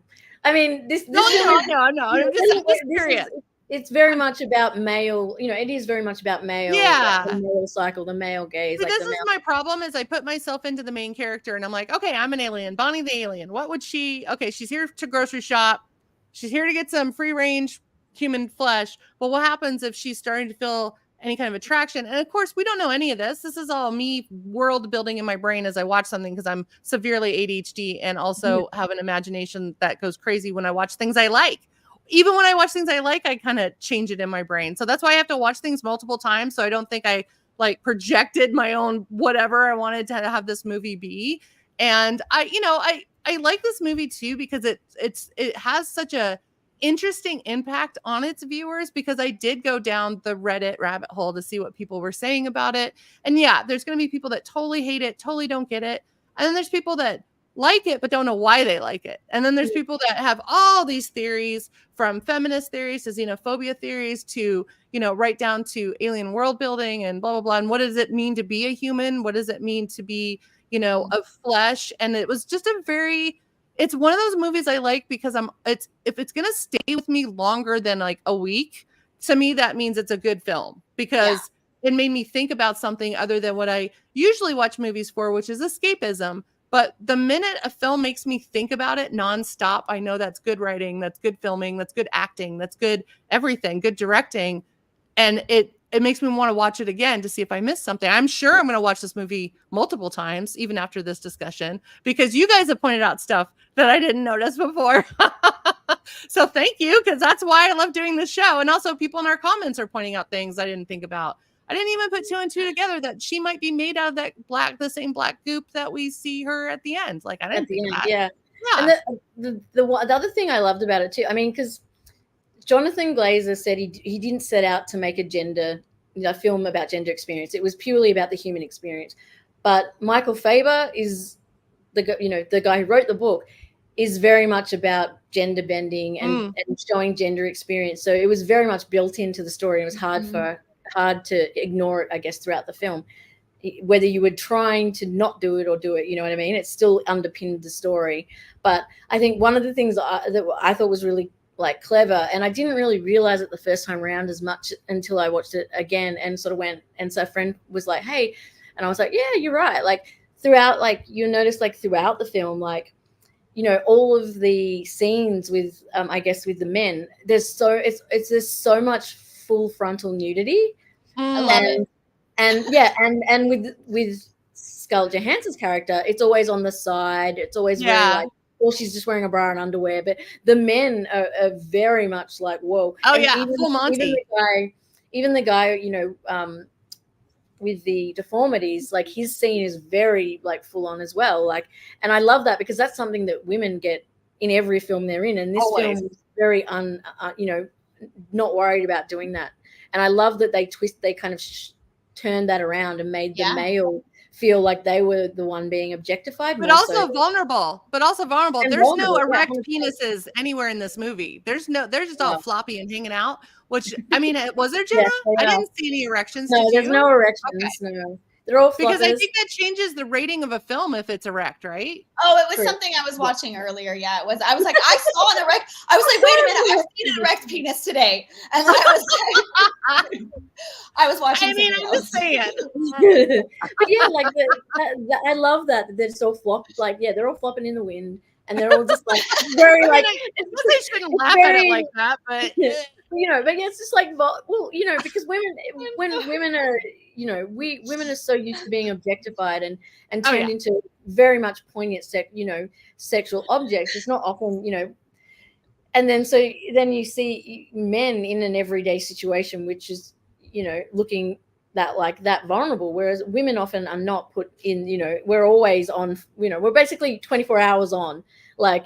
In most depictions, and you know what? It sticks with you in a way that's interesting too, because like I remember, was it the movie The Piano where we see Harvey Keitel's floppy dick in like full? That movie won an Oscar. That movie won an Oscar. So I mean, I've never seen it. It's a good film. Yeah, here's the thing though. It's really boring to me. I don't know. It's probably. Well, I mean, yeah. I'm not saying it's like my favorite film. I'm just saying I can probably count on my hand how many times I've seen in major motion pictures where we see male frontal nudity in a regular film, not like an erotica film or an adult film, just a regular film. I mean, and you don't see it that often because it can't be erect. So it's usually like a floppy situation. And I was like, I guess that's why we don't see it. I got something to say about this. I'm not saying anything because I'm like, you go, girl. Okay. Go ahead, Jenna. Have you watched the show Minx? Yes. Yes. Okay, there is a hard penis in Minx. I was watching it with my sister. They're doing a photo shoot. And the guy in the scene gets an erection, and they're like, "Well, we can't show that." And they turn it into part of the storyline or whatever. Is he naked? There is a hard penis in that show, and I remember watching with my sister, and I was like, "Yes." But he's naked. Is he naked though? Because you can show boners. He's but is naked, it naked? and there's a full hard penis in it. I love that. I was watching it, going, "How did they get away with this? How did they get permission to do this?" I mean, I guess now ratings are changing a little bit. By the way, if we ever get a chance to, we really need to see the horror film Censor and review that, because that's a wild trip of a horror film of a woman that's censoring films. Oh, yeah, I think I have that on my list. Yeah, and then her sister went missing, and she thinks she's found her sister, who is kidnapped and possibly trafficked into making erotic horror films. It's a wild movie, but like I was thinking about this the other day. What are the current rules about censorship and ratings in films? Because I'm not sure if I even know what the current rules are for whether a film is considered R or NR or X. I have no idea anymore. It's different in every. It's different in every country. Every country has a different rating system. Americans are very prude, so I feel like because I know there's different rules. Australia and Europe, Australia, and England get a lot more. Okay. with a lot more than America. Yeah, in terms of ratings. Americans are. You have too many fucking Jesus religions. freaks. Yeah, but our Jesus freaks are also freaky behind the scenes. I feel like we're such hypocrites. Yeah, but they are. It doesn't matter if they're freaky behind the scenes. It's what they put on everyone else. Well, it's all about duplicity and lying your ass off to, appease people to get money. I mean, that's what this country is based off of. I'm gonna get political for just a second. Well, I mean, look at the laws that they're trying to pass in some of the states here in California that are basically like banning porn. Like the GOP is trying to ban porn. Oh yeah. And it's just ironic to me because Republicans are some of my biggest fans. I mean, they buy a lot of porn. I'm not gonna lie. Look at Trump. Look at Stormy. Buy a lot of porn, and they watch a lot of Daniels. Porn. It's because this religious shame that they have around sex, like they end up like suppressing it, and then it like comes out, anyways. Oh, I don't even think they're suppressing it. I think they are full on sex freaks behind the scenes, but they show this other thing so they can get money. So they can get money and power and privilege. You have to be a certain way, but behind the scenes, those people are like rabbits. Yeah. They're just having sex 6 ways to. Yeah, but anyway. So when but yes, in America there is I feel like there's a lot. I mean, we're as a culture in general, there's a lot more hangups around sex and things that compared to like Europe or other countries. Some other countries. I would agree. I feel like it's just conservatism, like across all levels. Like from what we see, it's not just sex. It's like everything is so like fucking. You have to be so well behaved, and so like it's just all this fake kind of persona. Yeah, especially with women. Especially with women, right? Where they want, whore in the streets, a virgin in the sheets. Is that the thing? I don't know. My thing too is like I'm so sex positive. I don't care anymore as long as you're not raping anyone or hurting someone who doesn't want to have sex. I don't care what you do. You can do whatever you want. As long as it's consensual. Consent is the main thing. As long as it's consent and not against someone's will or, they feel a power struggle or whatever. And I was just talking about this. Oh, I know what it was. It was a TikTok video of someone watching Never Been Kissed, that 90s rom-com with Drew Barrymore. Oh my God, I forgot about that movie. The amount of grooming that goes on in that movie as though it's romantic is so problematic. And I think when we look back at 90s and 80s rom-coms, some of those are like, wait a minute. What? In terms of the teacher, you mean? See, I found like he didn't know. I'm a bad person because I didn't find it bad at all. I was like, fuck. I want my teacher to be doing that to me if he looks like. Here's the thing: it just depends on where. Well, we know what Renee's kink is now. We know what Renee's. I just think we get. I don't think it's about kinks. No, I just think sometimes we get trapped in this whole PC thing where we kind of take agency away from women. Oh, it's not bad. If I want to be groomed by a teacher, let me. If I want to like hook up with old like young you got fireworks. I've got fireworks happening and I don't know why. Get fireworks for no reason. What just happened? Did you have a firework orgy? Like, is there an orgasm happening? Wait a minute. I didn't touch anything. I don't know how that happened. What keyword did you say that made fireworks just happen? Something I said just made fireworks go off. Did something just happen? Am I high? I have no idea what that was, but it was hilarious. But I guess I agree with you. I agree with you, Renee. My point is, I totally agree with what you're saying. It just depends. I think the older I get, but I also think like there's this dichotomy going on with all of these conversations around these things, and like I think, I don't know. It's such. I'm glad people are talking about it, though. Right? It's talking, and I think that's what's important. But I guess for me, I'm like, I was really hardcore feminist. I'm not so hardcore anymore, but I feel like, now I find like a part of it kind of bums me out when we take away agency from women making their own decisions. Like if you want to hook up with people, it's like Lolita. I also know the movie Lolita, a lot of people a lot of people Lolita. Lolita knew what she was doing. She knew what she was doing. She wasn't like this innocent, but at the same time, I look back at my history as a teenager and I cringe and I'm like, whoa.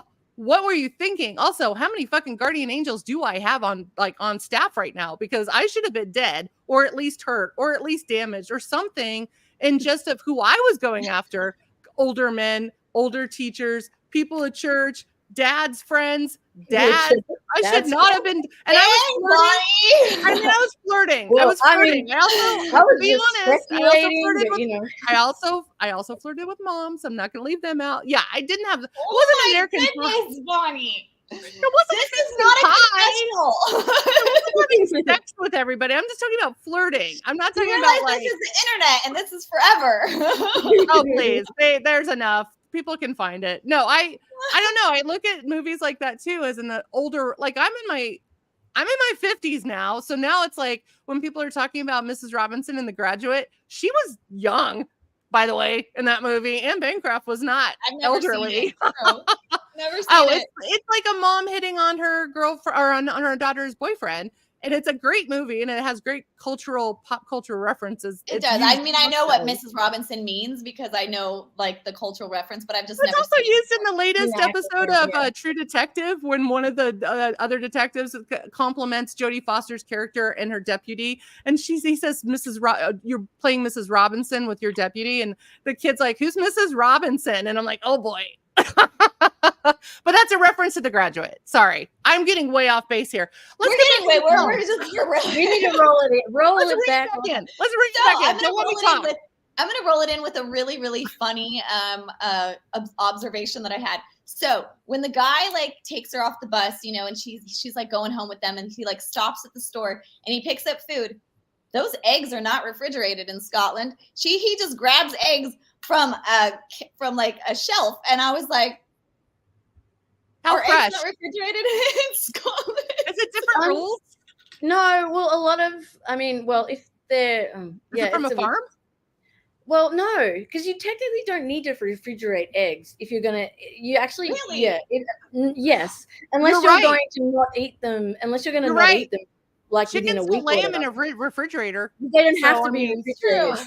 I've just never seen like eggs not refrigerated. No, you're right though. I neither. Because people like, I mean, they're refrigerated so they last a lot longer and the expiry is a lot longer. I love that you caught that. I did. I didn't catch it at all, but like I didn't catch that at all. Now we have to go back to that scene to see what else is weird in the grocery store. For a moment, I had to re-examine my life and what I do with eggs. But the fact I grew up on a farm. I should know this. Same. And I mean, I forgot about that. I'm losing my ruralness. It's a common. Well, I can't hear y'all. No, I was just gonna say it's common in a lot of places in England and Australia. Like it is common in the smaller places to not have refrigerated eggs. But when I was young, less places had it than. But nowadays, most people do because it just extends the lifespan or whatever. Like also, don't most people in America get their eggs from the grocery store and not a farmer's market? So they probably are just used to seeing it in the fridge. But I didn't even think of that either until you said that. So. I was just like, he grabs the egg carton, and I was like, that's not the refrigerator dial. I love that you noticed that. I didn't even notice that. Weird stuff. I'm a weirdo. Okay. There's a lot of the fact that I love this movie, but then today I was irked because I was in an irky mood, and I was like, let's get to the alien part. Hurry up! Like, I know we never see it until the very end. The very end we see it. I know, and I'm sorry, but totally like I'm gonna objectify her for a minute. But gosh, she's a babe. I know. Oh right? yeah.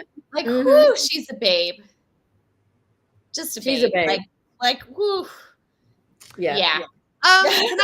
You can all agree that she is a babe. Do you guys remember the movie series? And I guess there's many of them because I also watched them all on Tubi like last month. All the Mimic movies. Remember that series of movies where it's the hot model? Yeah. That basically it's a alien or a creature that inhabits a beautiful supermodel body, and she eats human men to stay alive, and it's called Mimic, and it's been around for species, not Mimic. Species, but also didn't Mimic do the same thing? I feel like I don't know. I've seen Species. There's 5 Species movies and there's 4 Mimic movies, so I think I just kind of mixed them up. But anyway. You know what else I really liked? I really liked that, at the beginning, because you don't know it's like an alien thing, right? A lot of people that watch at the beginning, they don't know that this is going to be an alien. And here you have a beautiful woman with the creepy van picking up dudes, and it's just white like white van. Yeah, and it's like it's a flip on the cliche of like, the creepy old guy in the van who's getting. It's like you the know. urban legend, but wasn't Yes, an urban legend exactly. because there Well, weren't two I will say serial. that when I lived in England, me and my housemate drove a huge ass van, just the two of us. Oh, that's the car we drove Were every you day. creepy about it? Were you creepy? Would you slow up behind guys walking home at night and like go, Kinda. hey, you want to ride? Wink, We wink. played a lot of really loud metal and Ah. like did a lot of we were pretty wild ladies cruising in our van. Well, You were. there was a serial killer duo that had a white van, and it was basically pimped out in the back to be a torture chamber for women. They picked up as nicknamed the Toy Box. There's a lot of horror films that are based on that as a reference. But the white van thing was always something as kids were afraid of getting kidnapped. Kind of like Black Phone. I don't know if you saw that movie, but it's very reminiscent of that era. They also have the van thing in Jennifer's Body when the band, has the That's van true. and they That's kidnap true. her. Yeah.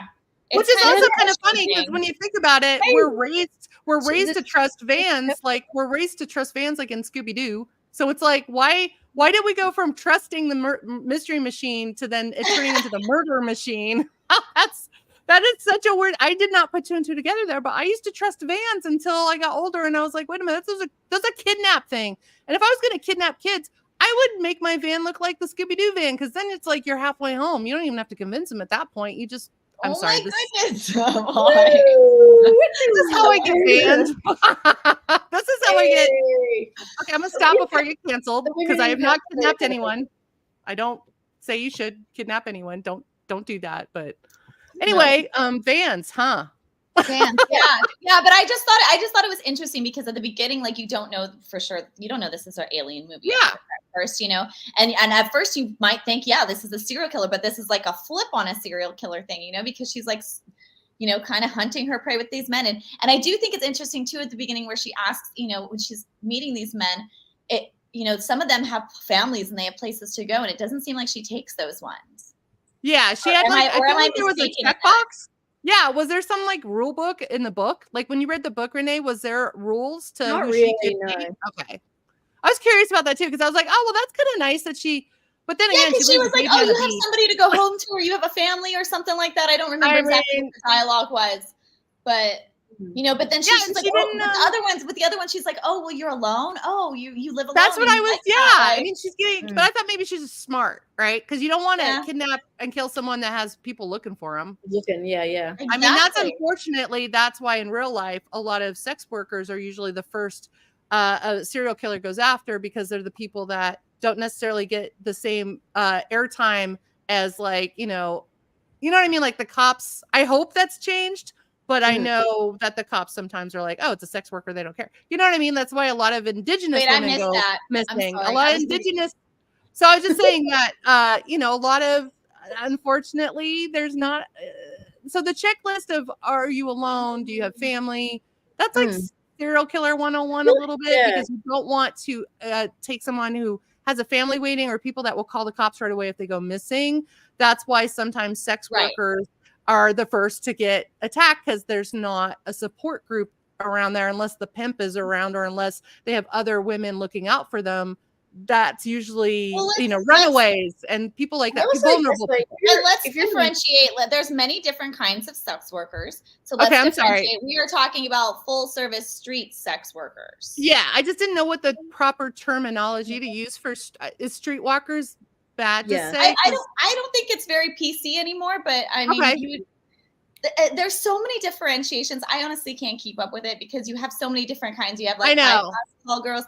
You've got but I know that that women who actually like full on have sex with the guys are called full service sex workers. Okay, good to know. Good to know. I mean, my gay boyfriends, I'll call them trade, but that's gay. That's gay terminology. You ever see like the like rent boy, like rent boys? FSSW. That's what that means online. Okay. No, I was trying to be. It's not that I'm trying to be PC.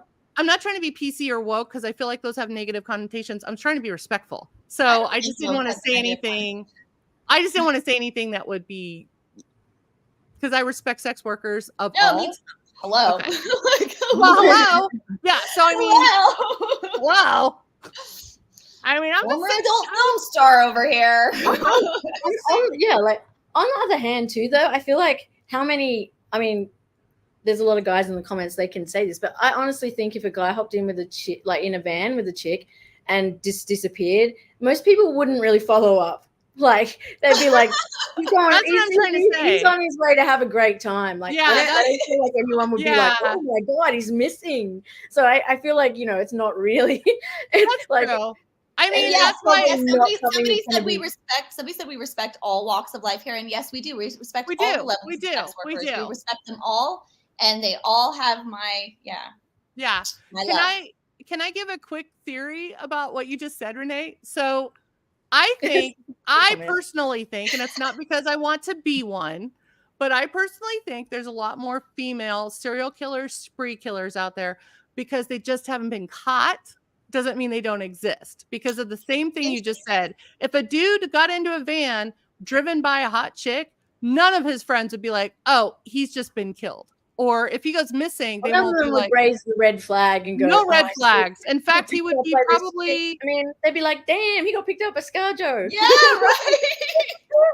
if Jenna Haze was driving a van and came up to me and I was a guy, I wouldn't even care if she killed me because I am going to be with Jenna Haze. That's funny because actually a few people said that in the comments, and I've seen it online everywhere. It's like, actually, you know what? If it turned out ScarJo was going to kill me in a Yeah. black room, I'd be, that's a good I way mean, to I go. had a good run. If she wants to have sex with me and kill me, I'm cool with that. I'm just putting that out there. I don't care. Like, there's the worst ways to die. And the goo thing didn't even seem that bad. I didn't hear screaming. So, I don't know.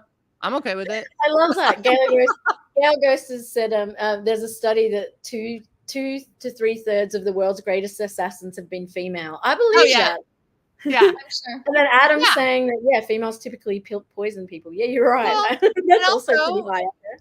And also in America, we're still very sexist. We're still a very sexist country. So I'm sure there's a lot of FBI and sheriffs that are like, that woman couldn't pull that off, or chicks don't do that. And it's like, yeah, keep thinking that way. Keep underestimating us because, and I should say us, I'm not killing people on the side. I should probably say that a lot during this discussion, but I do think there's a lot of pretty prolific killers that are women who just haven't been caught because they're women. And people underestimate them, and people don't have that same kind of connotation. I think that's what's good about this film, though, is it challenges those preconceptions of what gender, identifications are in society, and what, who does what. And I kind of, it's cool. I love that, And I was going to say, there's so many little scenes and bigger ones throughout this that are just really weird and little awkward interactions. I love that scene as well where she's in heavy traffic and then some rando buys a flower and sends that was weird. Was that romantic or was that weird? I found it weird. Was it romantic? Wait, I'm sorry. Hold on. I was texting a very cute guy. Give me a second. I'm sorry. I missed that. The bit where she's in heavy traffic and then there's an officer nearby and he stops her and there's a guy who's bought a rose from her for her. Yes. On the side of the road, and he's giving it to her. And I was just saying, it's just really weird. But then I also don't want to be a liar and say that it's not weird, because if it was me and someone did that, I'd be like, oh, that's a bit weird. But if the guy was mega hot, I wouldn't be as weirded out by it. I'm not gonna lie. Can I tell you something even creepier? Can I say something creepier about that moment? My first job as a model, a teenager model, by the way, in the Midwest. So, I mean, I was probably a little naive on this job.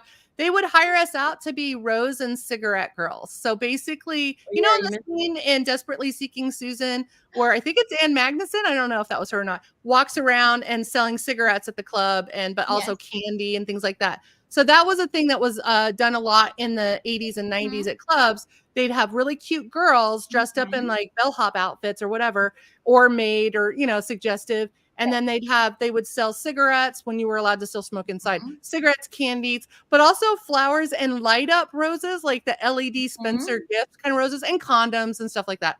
And we were sent out to bars. I was 16 or 15. I'm pretty sure I shouldn't have been there doing that. But that's what they would do to flirt with women, is they would buy them a rose. And instead of sending a drink over, which I like the idea of sending a rose instead of a drink, because you can't get roofied by a rose. So I like the idea that someone would send you or say, hey, the rose is from the guy in table 5. And that was a way a lot of these clubs in the 80s and 90s, they would do flirting. So but also I was a teenager that should not have been doing that. But I was like, because I was thinking about that. I've never seen it done in traffic, but I do see, especially in California, we have roadside sellers of flowers at highway stops all the time. Yeah, and I mean, and if you go to like a nightclub or something or a bar, sometimes in LA, like you'll come out and there'll be the people who are selling the little rose things. Yeah, as you're like trying to leave the bar or whatever, or the club, you know. And there's the people like, you want to buy a rose? And like, yeah. And so I've had people be like, here's a rose, Jenna, and I'm just like, all right, thanks. Yeah, it's pretty romantic. I mean, I don't know with different this music. guy saw her from like across three lanes, and in like the middle of a like it's kind of creepy. Kind of romantic and creepy at the same time. Is that possible? I mean, if it was someone who I was, it's terrible to say, but if it was someone who was kind of like really attractive, I'd probably be a bit more like, oh, that's kind of sweet. Like, but it's just some random middle-aged guy in a car up the. See, that's what's gonna get you, Renee. You're gonna get like the Army Hammer, Ted Bundy type. That's like, hey, hot stuff. They're not my type, though. I'm so picky. Seriously, trying to kill me or give me a rose and take my heart. Good luck, because I am so picky. Never gonna happen. Yeah. No, I am. So picky. I am so picky. Like seriously, if I think you're hot, you should really, really take that and run. That's what I would agree. I'm probably pickier. I'm pickier with guys than I am women. So female serial killers, I'm gonna be victim number one, I'm sure. But yeah, with guys, it's a little. I've always wondered what's the angle here, because unless I know I'm having sex with you, and I kind of know right off the bat if I'm gonna have sex with you, you don't know, but I know. So like, if you know what I mean, like, is that horrible to say? But I feel like most women, we kind of, unless you like, know pretty quick, yeah. We kind of know, and we make that decision in our brain. Yeah, but I do. I mean, flower. You can't. There's nothing wrong with giving flowers to girls, guys. No, nothing wrong at all. But like, just don't do it. Just don't expect. Yeah, don't expect anything. To be honest, I feel like that's a nice. It's the same thing with girls doing it to guys. Like, as long as there's no like, as long as it's not being viewed as you need to give something back as like a transaction, I think that's fine. If you're actually doing it as a genuine, authentic thing, and there's no expectation, fine. But it's when you're putting those things on it, it's not cool. Yeah, I mean, you should do it because you want to make them happy, not because you want a hand job or something at the end of it. I mean, I'm just saying, like, I don't know, like I give gifts all the time, but I don't need to go back to the movie, y'all. Thank you. That's exactly what I was gonna do. So I can't believe that this movie was shot for only like $14 million. I mean, was that all for Scarlett's salary? That's actually, I didn't know that. I didn't know that till you said that, and now I'm like thinking about how like the special effects. Wait a minute, when was this made? How good it looked. When was it made? 2013? It was released in 2013, but I read somewhere earlier today when I was gearing up to watch it, I did read one article on it or something like that, and it said that I'm sorry, my brain just like went. Oh, it said that it took 10 years to make this film because of I guess Eva Green was considered for the role. Oh my God, Eva Green! If she was in this, are you kidding me? Okay, no, she's one of my ultimate crushes. So yeah, she's gorgeous. Oh my God! I'm sorry, I need a moment. I know, me too. But they considered a bunch of other people. They considered like January, somebody, what's her name? January Jones. Probably January Jones, yeah. But I read that it took like 10 years or something to. Holy crap. Yeah, right? But Eva Green is an alien. I'm sorry, I'm still on Eva. I need a second. We're all little now. I don't know what happened. I touched a button. You go, I don't know. As long as it's not fireworks. I mean, I love those fireworks. I want to see that happen again. That was I have no idea what happened. And I do too, because it happened at such a hilarious moment with what you were saying. Yeah, you were talking about sex. I didn't press the button or anything, so I'm like, maybe by word. I don't know. Maybe someone gifted it to you, like on Twitch. You can gift. So Eva Green was in Penny Dreadful. That's she's also been. She was in a great movie where she's a predator of young women at a boarding school. It's called Cracks. Oh yeah, I've seen that. And it takes place, and it's streaming right now. It's called Cracks, and also it's got Juno Temple is in it as a teenager. It's got a great cast, but it's an interesting. It's predatory, but it's also just interesting how it develops. But also, I mean, it's Eva Green. Oh, apparently the fireworks happen automatically. What? If you do let me. I don't know how they happened. If you do know how I got that fireworks, please tell me. Yeah, let's do it again. What do you mean it happens automatically? It says Apple does automatic emojis. What does that mean? I know it does on the phone, but I don't How know. did I've it never do seen it on a here? I'm so laptop. confused. Anyway. Oh, there's a verbal cue that triggers video effects. What did you say that triggered it? What I said. I'll watch it back later. Now we're just gonna like start saying random things to see what happens in the background. Oh my god, heart shape. Heart shape with your hand does what? What does it do? Anyway, no, It's let's supposed to make effect. I can't do it right. I have crippled fingers. I don't. Okay. You can also do it like somebody. I saw somebody the other day that was doing it like. Oh, it just did it. It just did it to me. Do it again. Do it again. Do it again, Renee. Did you do it? You did it right. You did it right. Oh, come on. Oh. Okay, this is so awesome. easily amused, ladies. We are so easily amused. See, this is why we have the best viewers ever to give us clues in the comments. Thank you very, very, very much, Galaxy. You just made my night. Seriously. It's been all mine doesn't do it. It doesn't go to a side space. Maybe it's only the person talking. Like yeah, maybe that's it. Maybe the person maybe it's because you're like the leader of the pack. Yeah, I think maybe. What happens if you do jazz hands? I don't know, maybe that's fireworks. Whatever I do. Do I get tentacles if I do?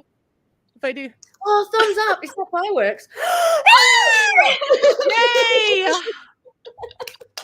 Oh my god, we're so easily amused. This is awesome. Oh my gosh. Seriously, that's the best thing ever. I love our viewers. Thank you. Oh my god, I love that so much. Oh, okay, so you're such dorks, ladies. And I love you so much. This is why I love doing this show. I could talk about anything on here and not be judged, at least not by us. I don't know what comments are going to look like after this episode, but the comments are great. It probably is. Someone just said it's probably your computer. Do you have a newer Mac? Mine's kind of old. Mine's old. Yeah, I do. Mine's old too. Okay. Seriously, look. Wow. Yeah, it's a newer Mac. Yeah. Thank you. Oh, it's the FaceTime camera. I mean, I FaceTime my parents every Sunday. I don't get fireworks. I'm gonna have to test that. We need to update our laptops. Oh yeah, I'm on like an OS system from like 10 years ago, so that's probably what. Okay, yeah, mine's. I mean, this is like a 2018 computer. Yeah, so. I have a 2010 MacBook Air. It's probably not gonna. Yeah, mine's I'm lucky that I can do this. So Renee, what other secrets do we not know about this film?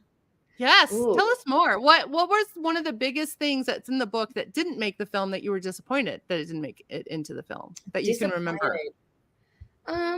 Or I mean, there's things that you're glad didn't make it into the film. Well, yeah, there's different things that I'm glad didn't make it. Yeah, but what was something that you're like, oh, that would have been cool if they could have figured out a way to put that in the movie? Especially since you said that something if they made it the way they made it the book, I would be kind of grossed out because I'm vegetarian vegan. Well, I mean, only if there were it's really only the stuff to do with the harvesting. I think that's the stuff that would be gross. It'd be more a Cronenberg film if they made it that way. You know what I mean? That's a good way to put it.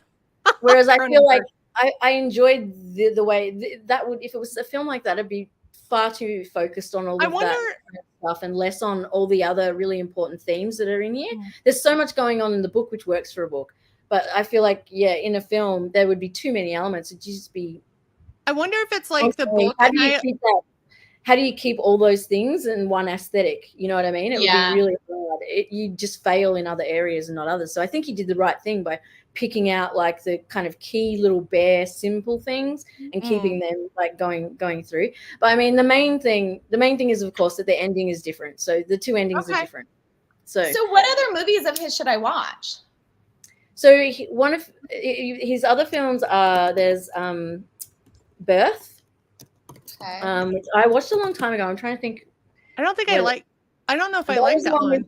That was the one with Nicole Kidman. I think. Oh yeah, no, I couldn't watch that. Yeah, that was hard. I love Nicole Kidman. I did too, but it was not a good. It was for me. I'm sure a lot of most people probably know the most is Sexy Beast. Yeah, that one's great. I love that one. But he has a film out at the moment, which is like a contender for. I think. Is it contender for Oscar, I think? Yep, someone just said in the comments. Yeah, The Zone of Interest. So I'm waiting to see that one. But, I haven't seen that one. Sexy Beast is not sci-fi. It's basically a gangster movie that's super violent. But it's really good. It's He's not really a genre good. film person. Yeah, I might not be into that. I'm not into gangster or mob things or anything like that. It's Yeah, just- that's Sexy Beast, and I would say that's probably the movie I learned about his directing from, which is very different from the movie we just watched. It's nothing like it at all. All of his films are completely different. So this is probably the main film, or the only film of his that I would say I really like. To be fair, you know, also he as does far a as lot like, of amazing. He does a lot of amazing music videos. That's where I knew him from. Yeah. So he makes a lot of amazing his British. name is familiar to me. His name's very familiar to me, but I just can't like place it for some reason. He does a lot of really Maybe that's amazing, it. like good big British and other like country like music. So yeah, he's really big in there, and that's where I knew him from. But yeah, this is definitely the film for me that he did that matters, I think. But there's been a lot of buzz about Zone of Interest, which is I've definitely put on I my haven't list to watched watch. it. What's it about? Do you know the I think synopsis? it's not for everyone. I think it isn't it. I believe it's something to do with Nazis or something along like that. So yeah, it's definitely not for everyone. It's about Auschwitz. I'm pretty Because, you know, sure. we just don't have enough World War II movies. Yeah, it's something to do with Auschwitz. Yeah. Sorry, That's I'm much- just like I guess maybe it's just because I'm just not into military movies or not into movies of World War II. I'm just tired. There's so many other wars we could be doing movies on. Yes, I'm and not will people war- stop? Will I people just like stop war in remaking general. movies? Because I was talking to someone recently, and he said that they are remaking The People Under the Stairs. No. Yeah, horror films always get remade all the time, though. Stop remaking movies. I know. Well, I mean, how many different Willy Wonkas do we really need? Like, Right. I mean, as I say that, I love the remake of Suspiria, so I like both. And I think I liked both of them too. But I loved the remake. I know a lot of people didn't. We I talked really about loved this at dinner, Jenna. Remember when I was like, I couldn't watch Suspiria because I couldn't get over how bad the wigs were. And I didn't even notice the wigs because I was so obsessed with the dancing. I was just so obsessed with the dancing. The wigs. I like Suspiria as a different film. You know what I mean? I like it as a dance movie because the dancing and the other good. Like the dancing and all the stuff in it is good, but it's just not Suspiria. It's not. You just sort of. I think you can like both. You can like both. Yeah, you can like both. That's kind of like as a standalone film. It's like got its own merit. Well, Gallo movies being remade. Gallo movies are Italian cinema of that era have a very different feel, sound, whatever. And when they're remade into modern day interpretations, it doesn't quite have the same. They're still great movies. They're still great. I love both Suspirias. It's just, you know, I'm an old schooler, so I like bad 70s music, and I like armpit hair, and I like things you would, but I like Tilda Swinton in anything, so I don't care as long as I like armpit hair. Tilda's amazing. Thanks for that, Bonnie. Tell me how you really feel about it. I'm just saying 1970s had a different aesthetic, which is fine, and I'm down. What was that about? Au naturel, fine. That's cool. Yeah. So I'm excited though for us. Goblin all the way.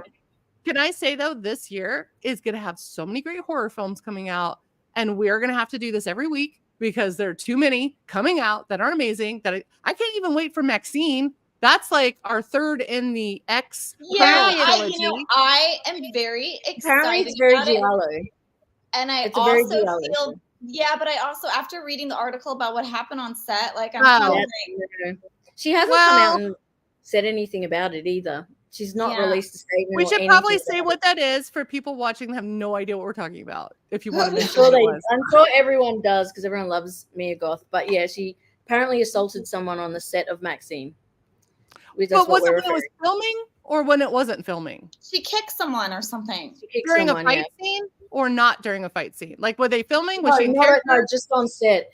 Like at the catering? And also, I'm going to sound very vain when I say this and very like narcissistic when I say this, but I don't think there's any real adult film stars in the movie. Probably not. And it really bums me out when, like, hello, I would have been great in that.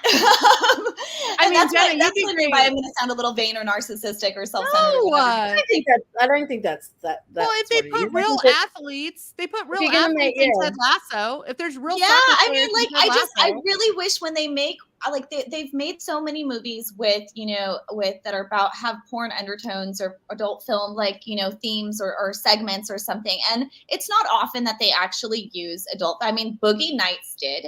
Yeah, Boogie but I was Nights just gonna had say Boogie actual, Nights did. you know, had actual, which was awesome. Yeah. And that, you know, that was like one of my favorite movies before I got in the business. But, but, you know, like I was so excited about this Maxine movie because I was like, oh my God, I wonder what adult film star is going to be in it. Because I was like, they've got to put somebody in it, right? They've got to put somebody in it. But then a lot of times they don't, or they also don't consult with actual like people in the industry, because we talked about that when we reviewed X, right? We talked about in X how they had, you know, they had the scenes. For those of you, we did a podcast on X. It's one of our first ones, so you can go back and watch it. But they, you know, in that movie, they have, you know, like 1 or 2 guys that are doing all these sex scenes in one day and all this stuff, and I'm like, that's not gonna happen. I know, right? That's not how it works. And there were so many like little things about the way that they were, you know, shooting the adult films in that I was like, you guys didn't consult with somebody who actually did this. Yeah. So, I mean, but I am excited for it. I do want to see it. I loved Pearl. I actually think I liked Pearl better than I liked. I did too. I did too. That was just me. I think I liked Pearl better too because the unhingedness of it and also the era. But yeah, Maxine will be interesting because it's supposed to be what, 70s or 80s? And that's 80s. Because X is 70s. Pearl is what, the 20s or the 30s? It's right after World War I. It's between World War I and II. And then Maxine, I think, is supposed to be the 80s. And 80s porn is my favorite genre of porn. So I'm excited. So John brought up a movie called Pleasure, and I have not seen that yet. I wanted to see it in the theaters, but it was out of the theaters before I saw it. So I'm glad to see that there are some movies that are doing that. I just feel like if you're going to make a movie that has anything about adult films, please at least consult with people who are in the industry.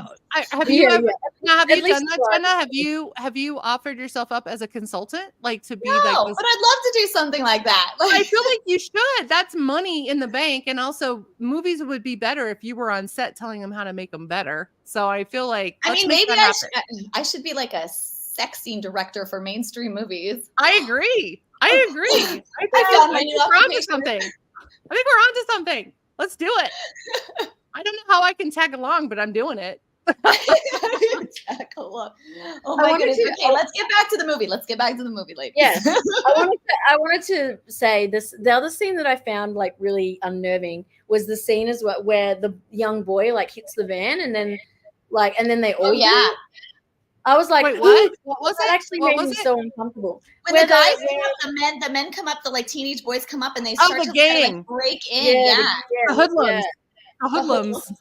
And then she just kind of, at that moment though, she isn't really bothered. She just drives off. But I was like, fuck me. I felt that like nervousness of I've been out at night driving and been like somewhere where there's been a bunch of dudes hanging, and like and you just like, but like never obviously to the level of where they've come up to your car and done something like that. I would have crapped myself. I probably would have accidentally run over 2 of them. Probably. I mean, yeah, but it's just that, but it's that feeling like that. It's that unnerving feeling of being a target or being a possible. Well, yeah, it's a whole game at any time because and if that was a man in the van, that wouldn't have happened if the gender roles were reversed. Well, it might though, because I mean, sometimes gangs do it as initiations to attack. If you were an older gentleman, like let's say you're a senior citizen, or if you look nerdy, if you look like you couldn't fight back, they would probably still. But I don't think it would be as unnerving as it wouldn't be as unnerving. No. Oh, I mean, clearly, it's more unnerving because there's that sense of you're a moving target, like As but also, female, I probably would have run them over. In this society, and in this world, women are very much under the microscope at all time, and we're always, there's always this feeling that you're being watched or looked at, or there's a potential something that could happen at any time, and it's something that we've not only grown up being told, it's like an open vulnerability that we have. Yeah, 100%. And we've grown up you have to be observant. Yeah, all the time. I just wanted to mention some. It's been mentioned in the comments about Michael Levi's score for the film, and I did mention at the beginning that it has been called. It's been very critically acclaimed, that soundtrack, and I believe it won awards. Yeah, and I know that originally they didn't want to, like, they were wondering about how to. There was a scene, and that just reminded me, that was going to be in the film and then was cut from the film, where it's sort of like they wanted to know like what kind of music to have in, and obviously because of the budget, they were like, how are we gonna do it? And they were originally just gonna have like, like a little bit here and there, and then they decided to move all the music sort of towards the end, and they were just going to have only music for like 20 minutes instead of the whole film. And then they had all these different ideas, and then it ended up being that they realized that they did need music in other parts, and then the other music, like when they're playing the record player or on the radio, would just be your everyday music, because that's essentially what we're doing. We're like, in the moment, like in that kind of real world scenario. So but they ended up like going ahead and deciding that there was a lot of aspects that needed that, and so Mika ended up writing that. But I think it's an amazing soundtrack, and I love it when a soundtrack is not necessarily just songs or with lyrics or whatever, but it's more about sound design and complementing. It's haunting. Yeah, it's so it's that I don't know what you would call it, but that like refrain or whatever. I don't know. I'm not a musician. I don't know what it would be called. That like clip of music that they kept playing, like I don't know what it's called. Sorry, guys. I've dated musicians. I should know this, but I don't. Okay. A refrain. Is it called a refrain or a bridge? Refrain. I don't know what it would be called. I'm sorry. This is not. No, I don't either. I don't either. But and I should know. Okay, I feel really dumb right now. But yeah, it's very haunting. Like it really sticks in your head after, and it's also like, if you heard just that, you would automatically think of the movie. Like you can't, like it's one of those clips of music that like is just it's tied into the film, and the film is tied into it, and it's just like so like linked that like if I heard that, I'd be like, oh, that's that. See, that's smart, and I think that's something that filmmakers are starting to realize again. That is, I call it the John Williams scenario, where it's like, you don't want modern day music, because then you've dated your film. 20 years from now, that music's going to sound very weird, in that it's going to be that timestamp of that era, but it won't be timeless. And I think when it comes to sci-fi, especially, you want to use music that doesn't date it instantly or make it outdated or seem hokey or corny. So that's why I like the soundtrack so much, is it could be any era. It's haunting. And like you said, you want a movie's soundtrack to add to the sound design, but also make you remember that movie specifically. Like everyone remembers the Star Wars theme, everyone remembers the Jaws theme, everyone remembers Indiana Jones, everyone knows the Shining music. It's because it's not dated with like regular bands and songs and stuff. Like 90s time, I'm so old. Back in the 1990s, back in the late 1900s, kids, a lot of films used, because the film studios are owned by these big companies that also own the record companies, they would put whatever new band was on their soundtrack. Like when I was dating a guy from Stabbing Westward, and then we broke up, I could not go see Johnny Mnemonic, Mortal Kombat, all the movies, and even a car commercial with violent mood swings from Stabbing Westward, because Sony owned them, but Sony owned the movies. So a lot of times in the 90s, you'll get these, like, unless it's curated, like unless it's Tank Girl and Courtney Love chooses the songs, or it's what was the serial killer one that Trent Reznor chose all the songs for the soundtrack? It was Jet Lewis and Natural Born Killers. Natural Born Killers, and Trent was allowed to handpick the songs for that.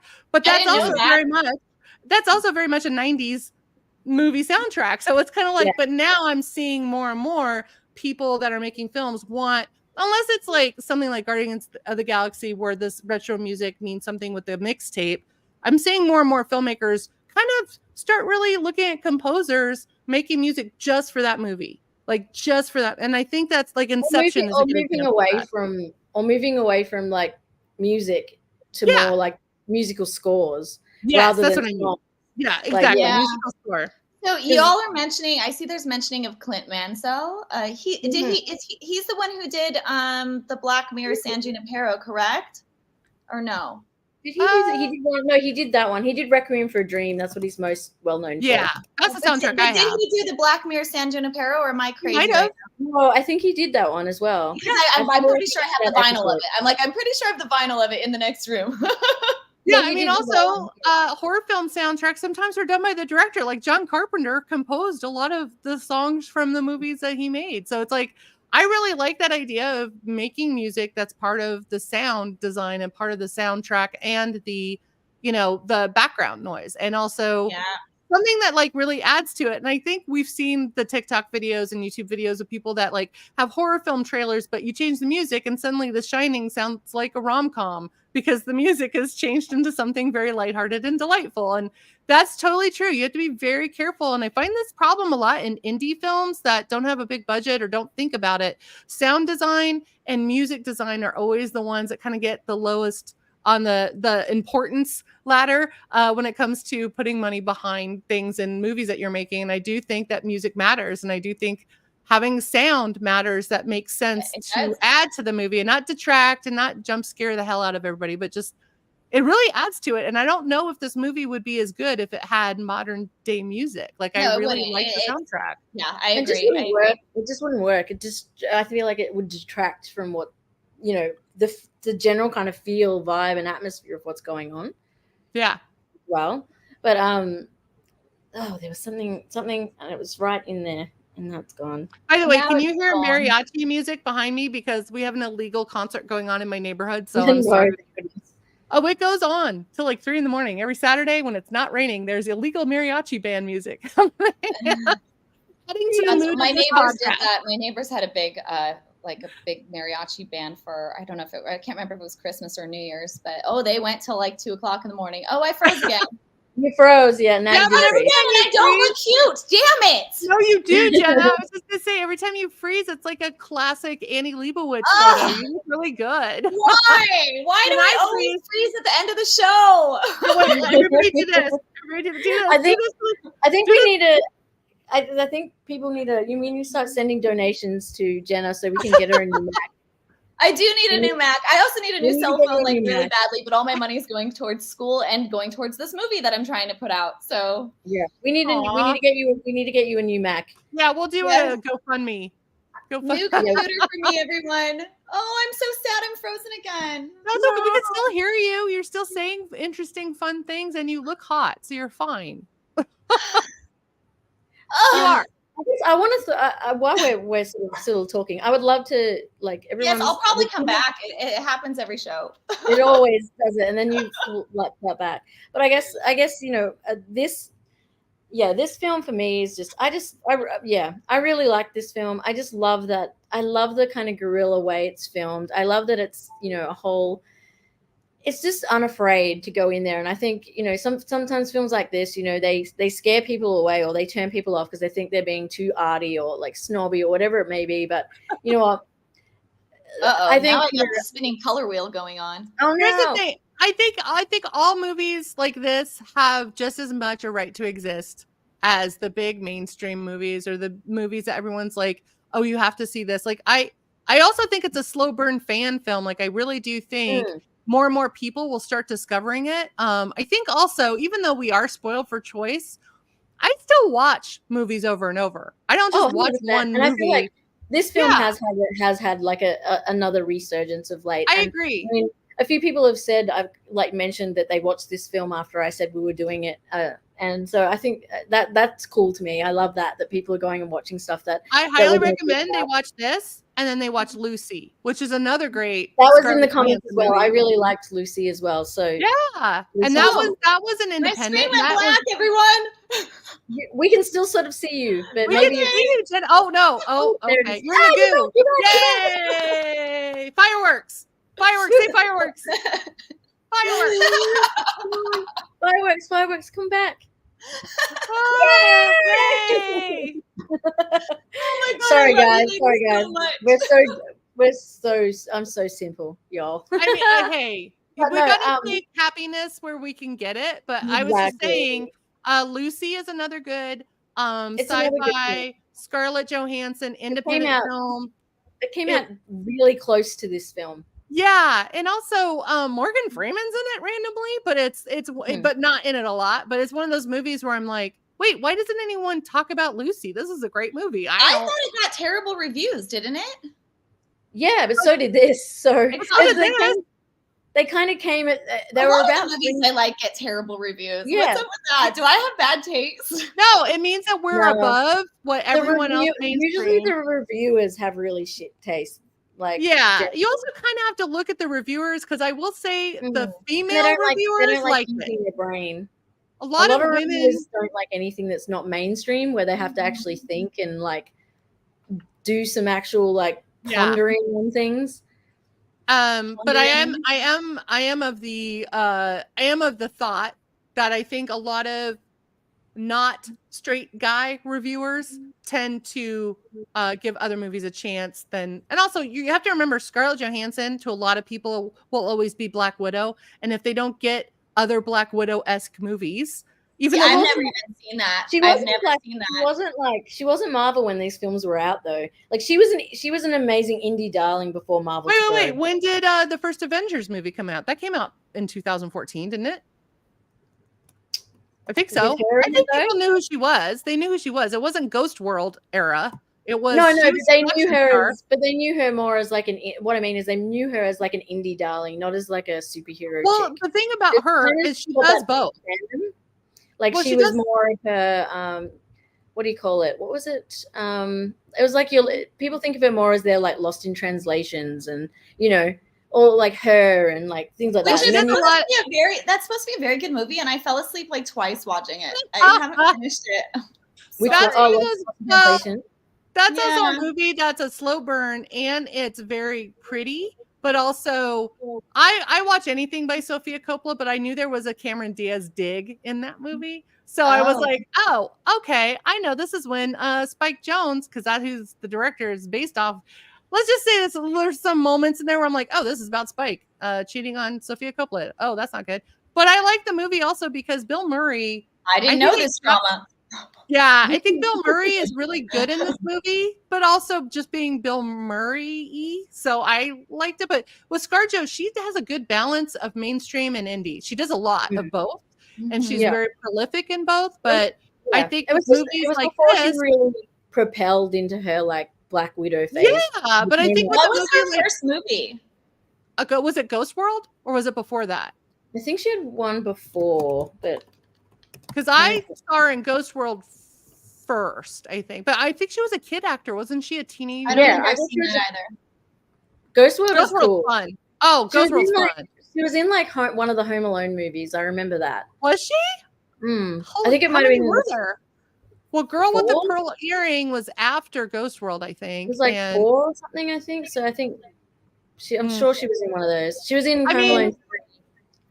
Here's the thing. She's a great actress. She's a great actress. And I think I love that people are now discovering her more indie fare. So I'm glad people are discovering movies like this one and Lucy. And hopefully people go see Ghost World and whatever. But I really like her as an actress. I hope she, I'm not worried about her career. I'm sure she's fine. But I want her to do more sci-fi because I think everyone is kicking off. Yes, Home Alone 3, y'all. Home Alone 3. I don't even remember. That was their first movie. Like they left his parents are horrible. They left him a third time.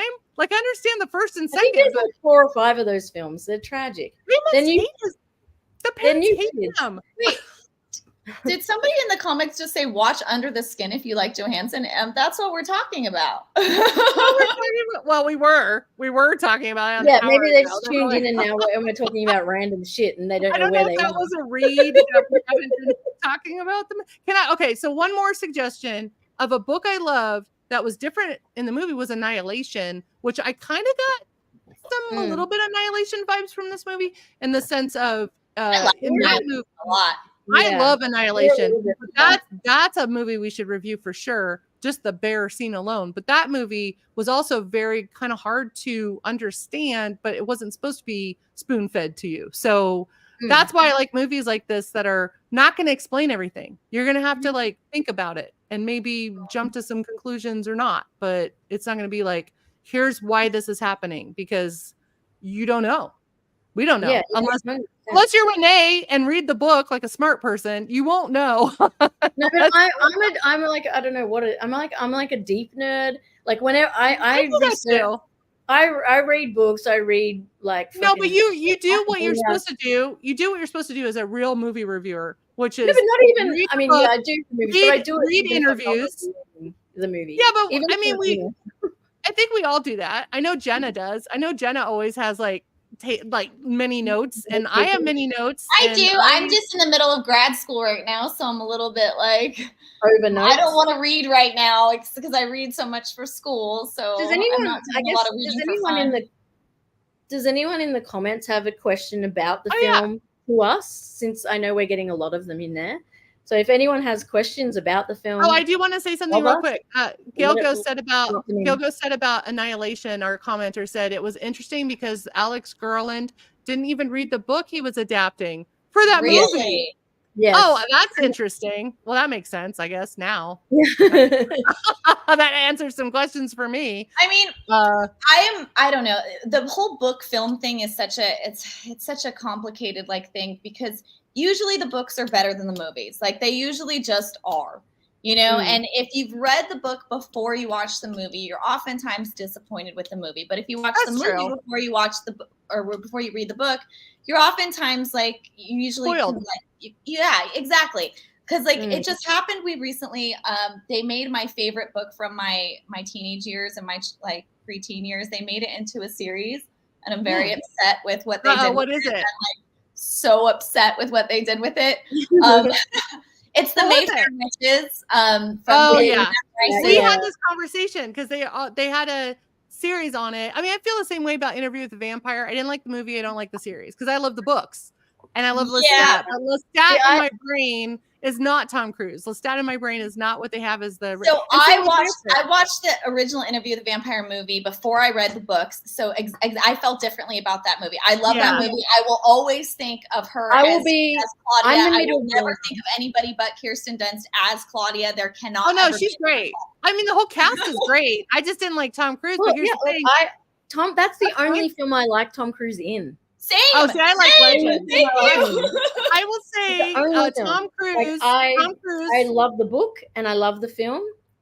But my whole point of bringing this up is just that like they destroyed my favorite book of all. Like my favorite book of all time is The Mayfair Witches, and which actually now that I started reading, I was skimming through it the other day because I don't have a lot of time to read, like I just said. But I was skimming through and I was like, man, this is kind of a problematic book.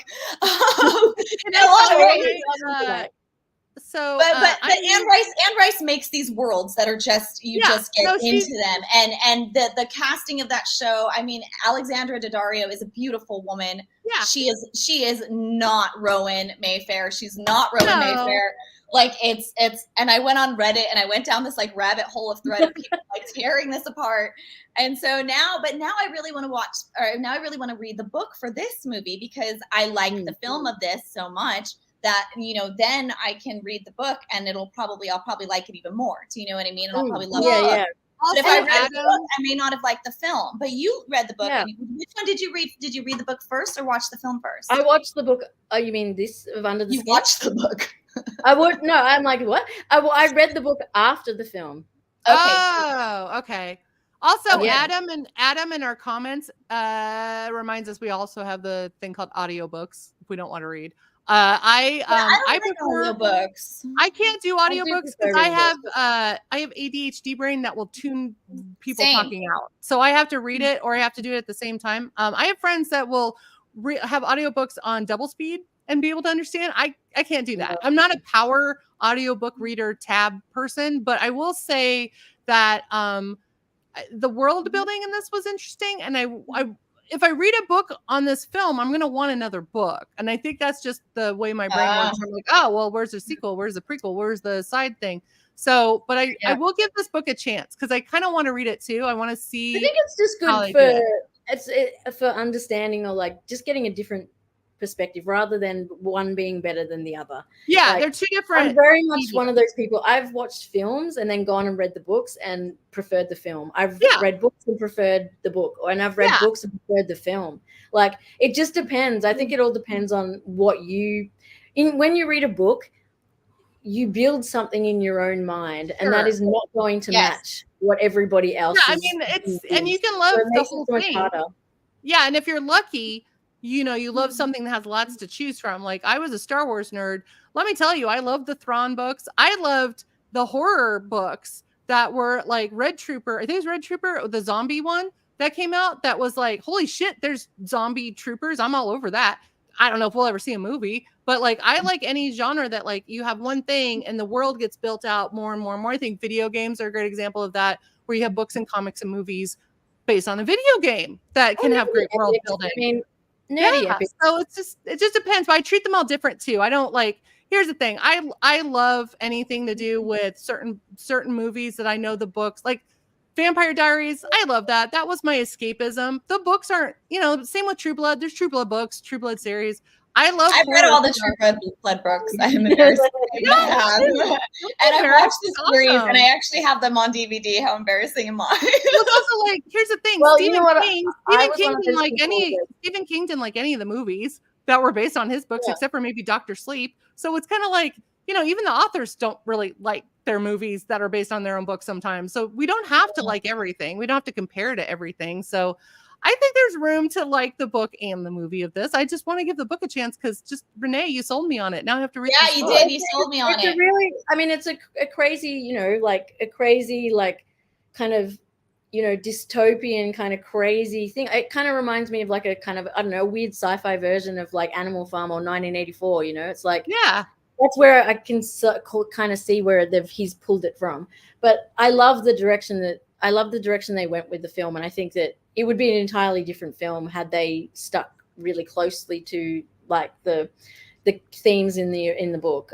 It just would have been, but I think as it stands, I think it was great. And I think that the author actually, like he worked on this and was consulted on it. And so that's good.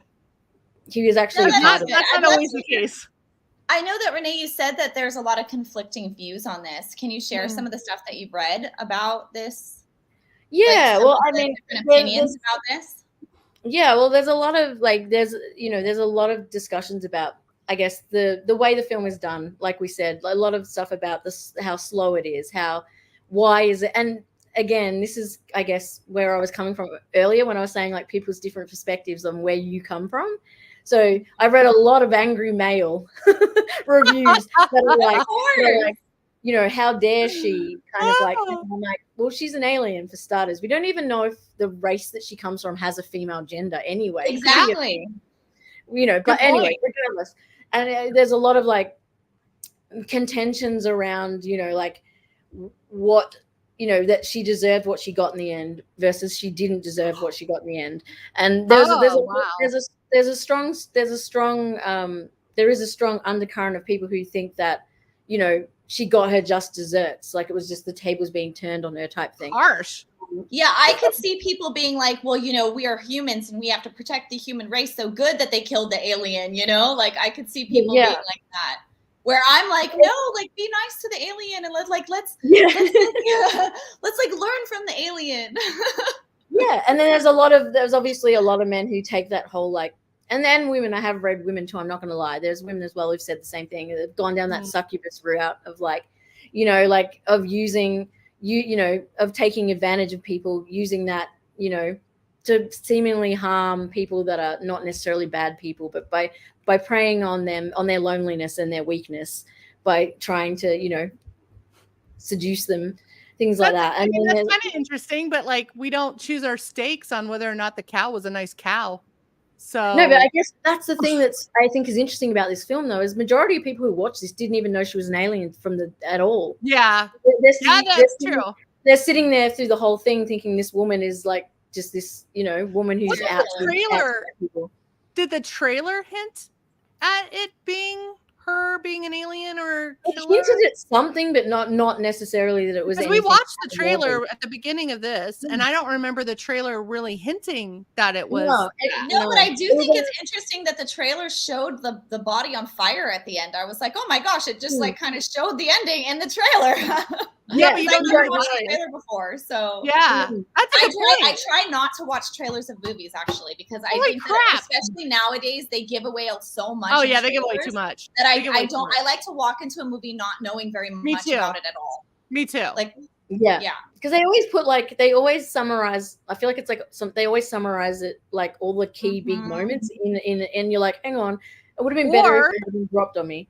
Or the trailer is not the movie I saw because can I be a little vulnerable and say something funny right now that you're all going to judge me and I'm going to get burned in the comments? Bonnie, you're going to be vulnerable? I'm going to be vulnerable. I I watched the Barbie movie last night, and I was like, Oh, "Am I guys, having a I'm going seizure?" to be a really But bad here's the woman, thing. and I'm going to That say, movie- Wait. I can't hear both of you. Hold on. One at a time. Bonnie, I'm go just first, and then Oh.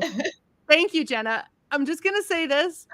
The trailer is not the movie I just saw, because the movie I saw was not fun-loving, happy. La, la, la. I thought, oh, this is gonna be a scare. I cried during that movie. I I questioned bawled my eyes out. I laughed my ass questioned off. my existence. I questioned my existence in that movie. I was like, wait, what is happening? What is this? I was just like, this is a feminist. This is a hardcore feminist. And then I was like, how is it? What's happening? I mean, I'm glad it's up for Best Picture. That's crazy. How did Greta not get nominated? How did only the male actor playing Ken get nominated for an Oscar? And then I was like, oh, that's the whole point. That's the whole point. That's the whole point. And I was just blown away. But the trailer, but then I kept thinking, how many parents brought kids to this movie? Because I was like, I know. So I know. I amazing. saw it in the theater with my sisters, and I cried. I never laughed so hard at a movie as well. I laughed. I cried. We were being so loud in the theater, and it's a theater where you're not supposed to talk. And they didn't kick us out, thankfully. But I loved it. I thought it. I actually am not a big Barbie person. Me neither. And I did not expect to like it. I just went with my sisters just to have fun with my sisters, and I ended up absolutely loving it. Yeah. Renee, what are your thoughts? Yeah, Renee, we're not going to review this movie, so I know. I just was curious. I still haven't watched Barbie. I still haven't watched it. I still haven't watched it. Oh, okay. I won't say anything else. That's not what I thought you were going to say. What you were going to say? I was going to say we need to get back to the movie. I know. But we were just talking about trailers. No. I haven't seen each other for a while. But I really want to. I do really want to see Barbie though. It's on my list, and everyone I know that I'm friends with who has seen it has loved it. And I've watched a lot of things from it in the comments. Thank you, John. I'm just going to highlight. You are now Goth Barbie Renee. Yes, I am. No, I've been dying to watch Barbie. I just haven't had a moment, and I really want to watch it with a. I didn't mean to I'm not trying to derail. It's just a perfect example of a trailer not matching. Oh, not matching, 100%. Yeah. And I knew because it was Greta, I wasn't expecting it to match. I thought it was going to be the way it was, so I was like, but I've been definitely. I've been really. It's on my list, and I'm dying to do it, and we should do it when it's streaming. So I mean, It's and it's not a scary movie, though. It can be. No, it was scary to me. I felt scared. It was scary to me. I can do. We can do a theme month or something. One month with something outside of our. It could be like that scene in Wednesday. Remember when she goes on a date Wednesday and he wants to show her the scariest movie ever, and he picks Legally Blonde because he knows Wednesday Addams would think Legally Blonde is a scary movie. But yeah, this trailer, after watching it from the beginning of this, I'm like, oh, they showed, they actually showed more of it than I thought they were going to show. But that's why I don't watch the trailers. And sometimes trailers will have footage that's not even in the movie. Yeah. Because trailers are shot before a movie is done. So that happens all the time too. I also can't believe that it's interesting that this movie was shot so long ago too. Like, I mean, this is over 10 years old. This is an over 10-year-old movie. And when I was watching it right now, it didn't feel like it. Not at all. Feel like I was like, oh, this is over a decade ago. Like, oh. Yeah. And I think I don't know, I can't remember who it was in the comments, but someone was mentioning, that people did walk out at Sundance during this film, and they did. I remember that because a lot of people thought it was just really low budget and badly shot because of they were like, well, who wants to sit here for an hour and a half watching Scarlett Johansson driving around in shitty. I wonder how it was received at Cannes. I wonder how it was received at Cannes Film Fest though, because I feel like this type of film would have done well at Cannes Film Fest, but not Sundance. Also, it can be a bit of a popularity click thing. Because I've been to Sundance many a time where I'm like, people are just going to this movie because of the after party or because they know someone famous that they're tracking is going to be at this film. A lot of it's not always conducive to the quality of the film when it comes to Sundance. But granted, I haven't been to Sundance in like 15 years, so I could be way off base here. But walking out on Sundance, whereas Cannes Film Festival, I think that's a bit more worldly. Am I wrong? Yeah, I don't know. It didn't make Cannes, but it literally was nominated for so much stuff. Like, I'm just looking at the list now of festivals and awards that it was nominated for, and it was nominated for so many. But it basically Isn't that weird? but it pretty much only it won in the Fangoria Chainsaw Awards. There you go. Oh, that's cool. It won European Film Awards. There you go. And a critics thing in Florida. Yeah. IndieWire. Florida. I don't know why. And then there's like, but it's, oh my God, the list of nominations is phenomenal. Isn't that weird that sometimes these movies get nominated for so many things because the critics love them, but then the general public just pans it. It's so crazy to me. The composer won quite a few awards, actually. Oh, good. He won 3 or 4 major big awards, but it's got about 20 nominations or something, but didn't win for any of them except for a couple of random ones. It didn't even win BFI or any of the ones I would have thought it would, considering that it's a film for film. But John Peters in the comments said Sundance is notorious for walkouts and overreactions due to it being a Mormon country. But I always thought it was sinner fest is what my friends that are Mormon call it. Mormons don't normally go to Sundance. That's like kind of like having I don't know what a good example of that would be, but it's kind of like having people invade your town that know nothing about your town's culture and then leave, and you still, the townspeople don't go to it. That's not for the regular people in Utah. It's for movie people that want a ski vacation and gift bags and to promote their stuff. Yeah, I mean, the times I've been there, I'm like, I don't think I saw any locals unless they were running mom and pop shops and hotels. I mean, I don't even think Scarlett got any kind of any kind of nominations at all. Oh, really? Oh, that's weird. I mean, I thought I would have thought she would have got something. I mean, I thought she was amazing in it. Well, it's also I thought she was great, and I like her with dark hair. I do too. Yeah, totally. And considering like so much of the film was essentially her, like she's basically running the whole thing. She's in every shot almost, I think, isn't she? Almost. Yeah, pretty close. Almost. I mean, unless they got a motorcycle guy. Yeah.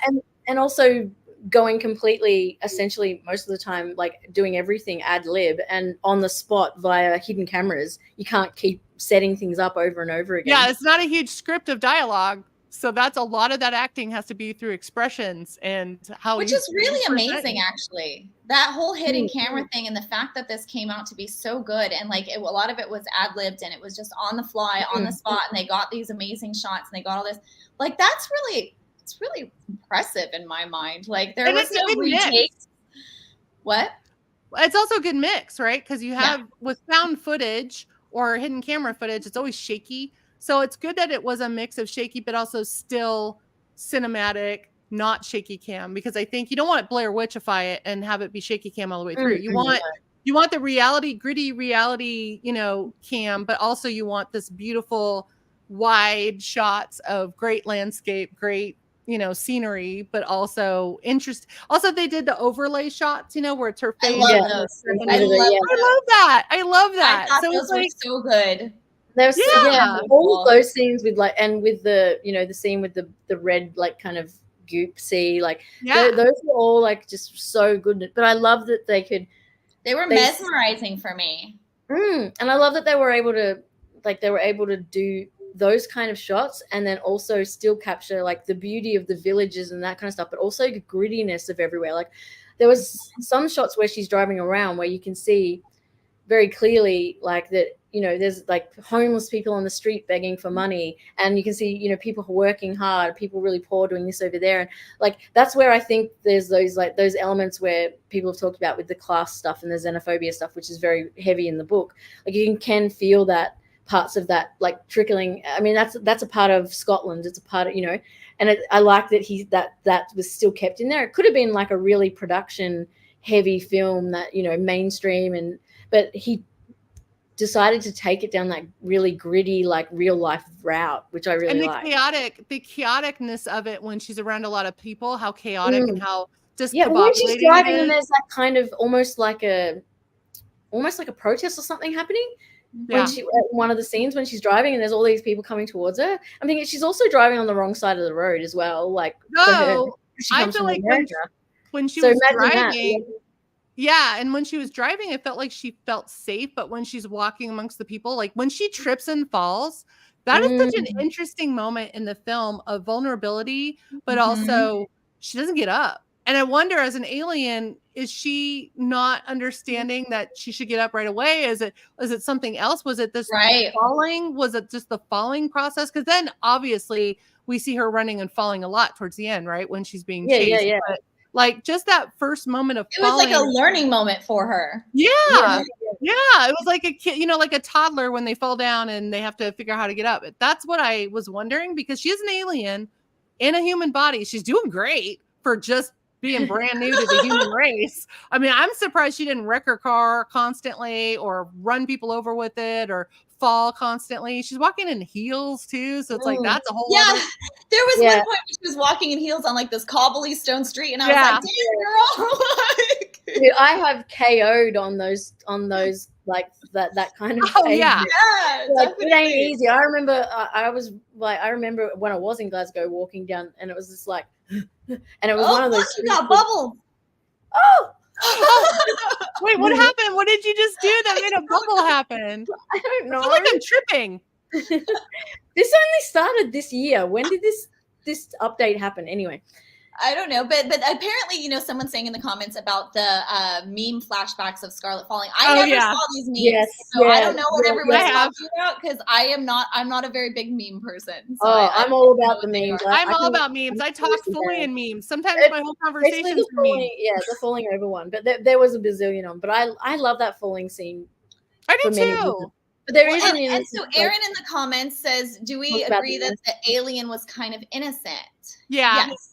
Absolutely. Yeah, absolutely. There was like a really like childlike innocence to her, especially you see it in the scene when she falls over, but like even in it's like that, when you're like kind of out and it's like you're doe-eyed and you're kind of dumbfounded by everything that's around you. You really don't, like it's like even the scene, that I thought was hilarious with the women, like her face, she's being pushed along in the crowd, like they're all like dragging them with her, and she's because her female interactions are very interesting compared to the male interactions. So like the female interactions, there's talking to a couple of clerks, or there's I think the woman that brings her cake, and the hen party. I don't know, I kind of was looking at that with a different eye, because I was like, oh, it's interesting how she communicates with women as opposed to men, because men are that's the thing that she's got her focus on. So she doesn't even talk to the women. She doesn't have any conversations with women, I don't think, but she does with men.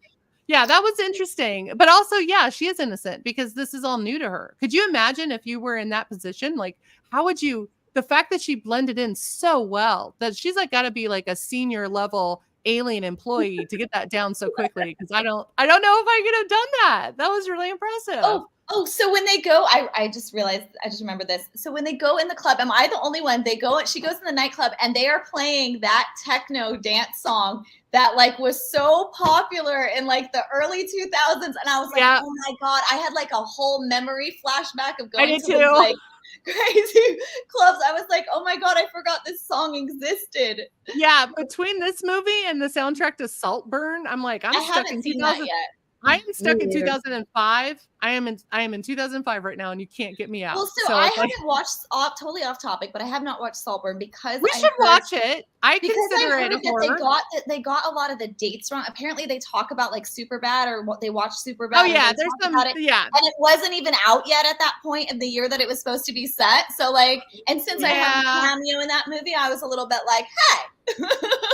Yeah, let's just say there's a lot of. To be perfectly honest, I have stayed away from Saltburn like the plague, because I do not like films where everybody is like, it's so amazing, and then people talk. I already know what the scenes are that everyone's saying is so amazing. Give it a chance. I'm with you, Renee. I'm with you on that. I'm not really like. Don't do that. Don't not watch something because douchebags. I'll watch it, but I'll watch it years later, and I probably still won't think it's that great. I just have to get that vibe about things. You, Renee. I just get vibes about things, and I'm like, but here's the thing. I did the same thing, Renee. I don't love the actor either. Like, he's not like I don't either, but so I'm like everyone. Okay, so everyone's allowed to feel whatever they want, and I'm not gonna judge. I'm just gonna say this: I felt the same way you did, and then I watched it because I didn't have anything else to watch, and I'm glad I did.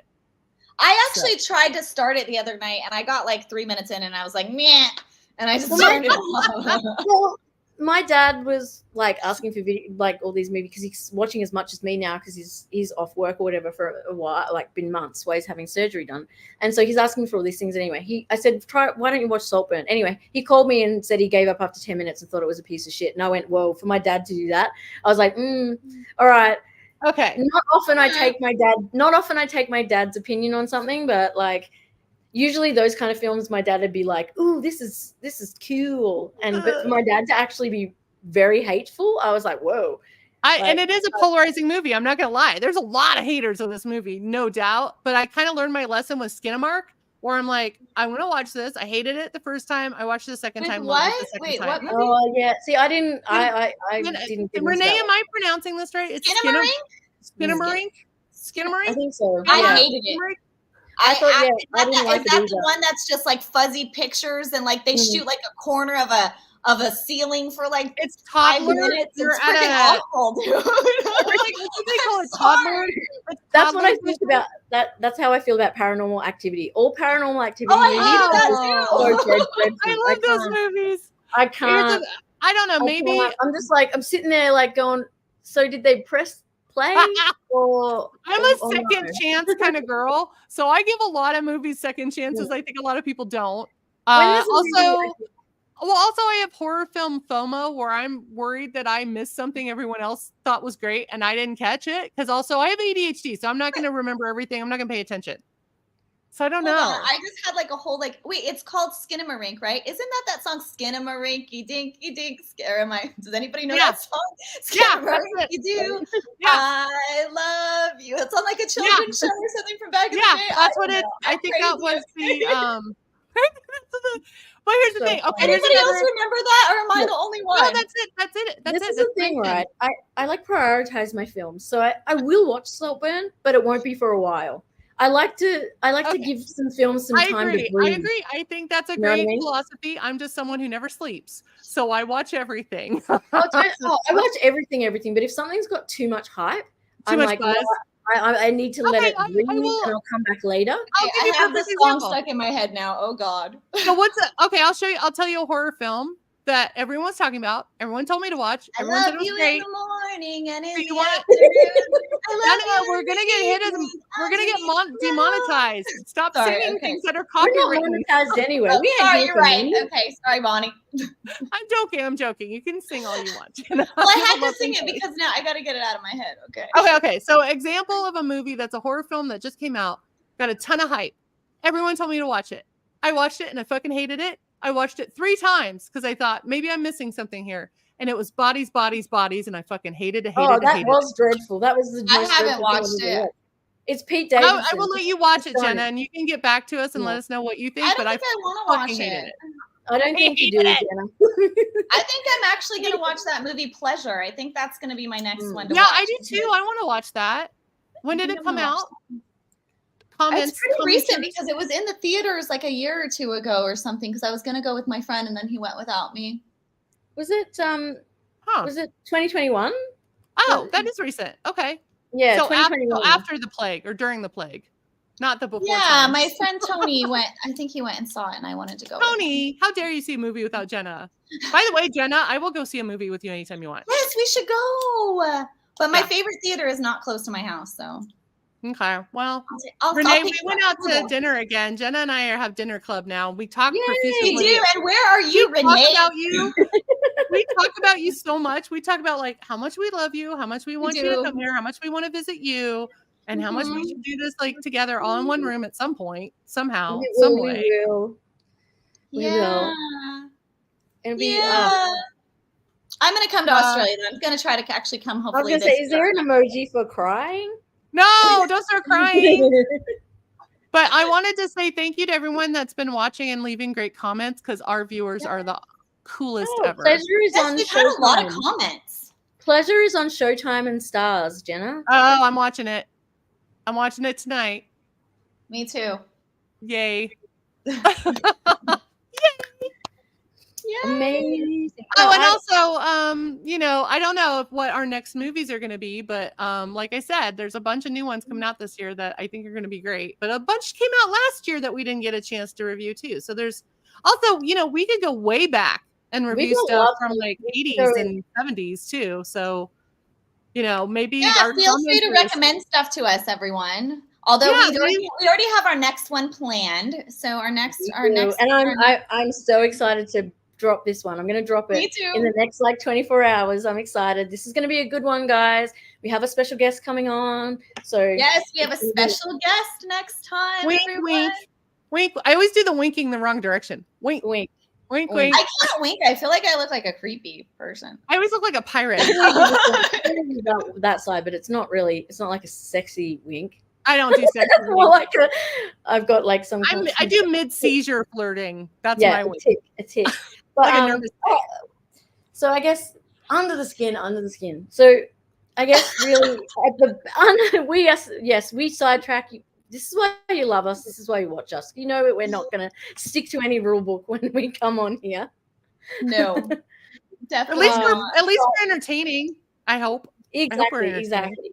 But you know, I guess for me, the roundup of this film is really, I love the way it's shot. I love the way it's told. This kind of the sense of like, you know, that sense of feeling kind of unbeknownst to yourself and unbeknownst to what's around you is something that I feel is really hard to, you know, to express. And I think that this film does it really well. And it does so, you know, by that, having that kind of, by the slowness, also the locations help, but also I just think the way that there's this emphasis more so on what is actually happening, the body language and the symbolism behind everything is so much more powerful than, you know, than having like a really strict dialogue and having it be, you know, amazing, like big movie studio quality. I think that by keeping it like this, it's the essence of, like I said, guerrilla film and just independent film. It's one of the reasons why I love independent cinema is because people aren't afraid to try different things, to push different things, to, you know, to look at topics and things that you wouldn't normally look at and look at them through a different lens. And I think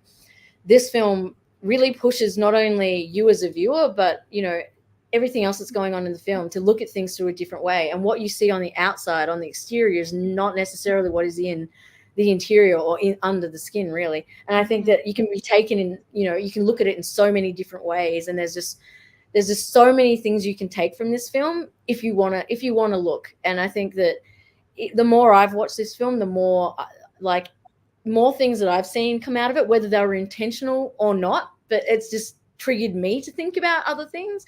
And, you know, and just the way that we perceive things and how they happen, and looking at the way we judge and perceive people's actions and behaviors and how they underpin, like, you know, what essentially we then take from that moment. And I think so much of what we do as humans in the world is look at things from our own point of view without even considering what's happening on the other side. And I think, you know, there's so much else going on, and, you know, that is something that we don't think about enough. And it's something that not only humans, but, you know, need to look at. But I guess, yes, aliens are looking at it too, but humans need to look at it as well. And I think we overlook so much when we're just looking purely on the surface of anything.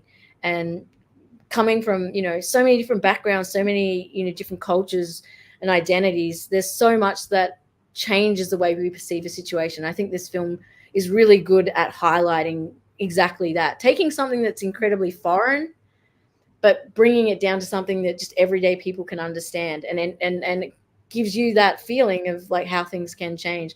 Imagine if you were the alien going to the alien planet, you know, to do something else. It's just, it can be that huge kind of seemingly out of worldly thing is something that can be translated into just everyday moments and situations and how we perceive them and how we interpret them.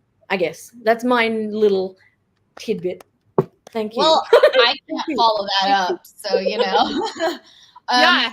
You always have amazing, like, no, not on this one. You're the deep thinker on this one. You really are. You got the number on this one. I have to say. I'm gonna say I concur. And then I'm gonna say 2 thumbs up. Oh, hang on. I also concur. Also, ditto. 2 thumbs up. Oh my God, we did the thumb thing. 2 thumbs up. I agree. Also, I'm glad we watched this because this was not even on my radar to review. Like, I think I was like, let's do Appendage. Let's do this. Let's do that. Yes. Which Let's do Appendage. Appendage Yes, is on the list. That's weird. That's on the list. That's on the list. But no, I'm glad you picked this film because I wouldn't have thought to pick this film, and it's a good one to discuss, but it's also one of those films that I don't think a ton of people have seen. So hopefully we're like encouraging everyone to watch I hope they watch all the films we review, but I hope that specifically this one probably wasn't on everyone's radar. So I'm glad that you picked this like film. reading from the comments tonight, like it's amazing that like so many of the people in the comments today watch this movie in anticipation of this show. So they hadn't seen it and they watched it so that they could watch this, and that's awesome. That's super awesome. I mean, here's the thing. I have another podcast that a book club show I do with Felicia Day. That's fun. That's a different audience.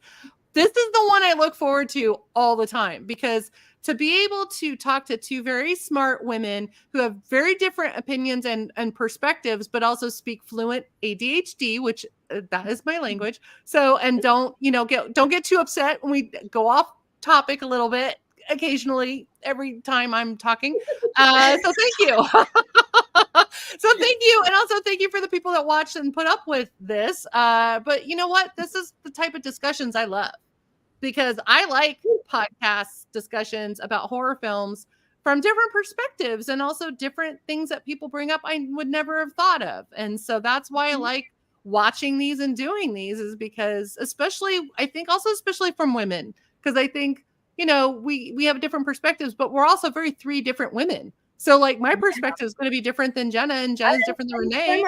So much personality. I love it. I love that. Yeah. That's what I love so much about this is not only we can talk about films and all these, heavy like themes and things throughout films, but we were able to come together and talk about it and align on things. But we all come from such different backgrounds, and we all have we inject our own personality into this show. And this show was never ever meant to be a like let's sit here and talk about a movie and like give it 1 out of 5, and that's never what this was going to be. And just the evolution from how this show started on day 1 to how it's is now is amazing to me because it worked out perfectly. What I envisioned for the show and what it turned into just is brilliant. Like, so for me it's we started out as guests. We were guests. I will say this, we were guests that would not leave. So like and would not allow other guests on. We were at least I wasn't. I was gonna be a bully. We have other guests. We've had Toby other guests, but I mean other reviewers. We've had filmmakers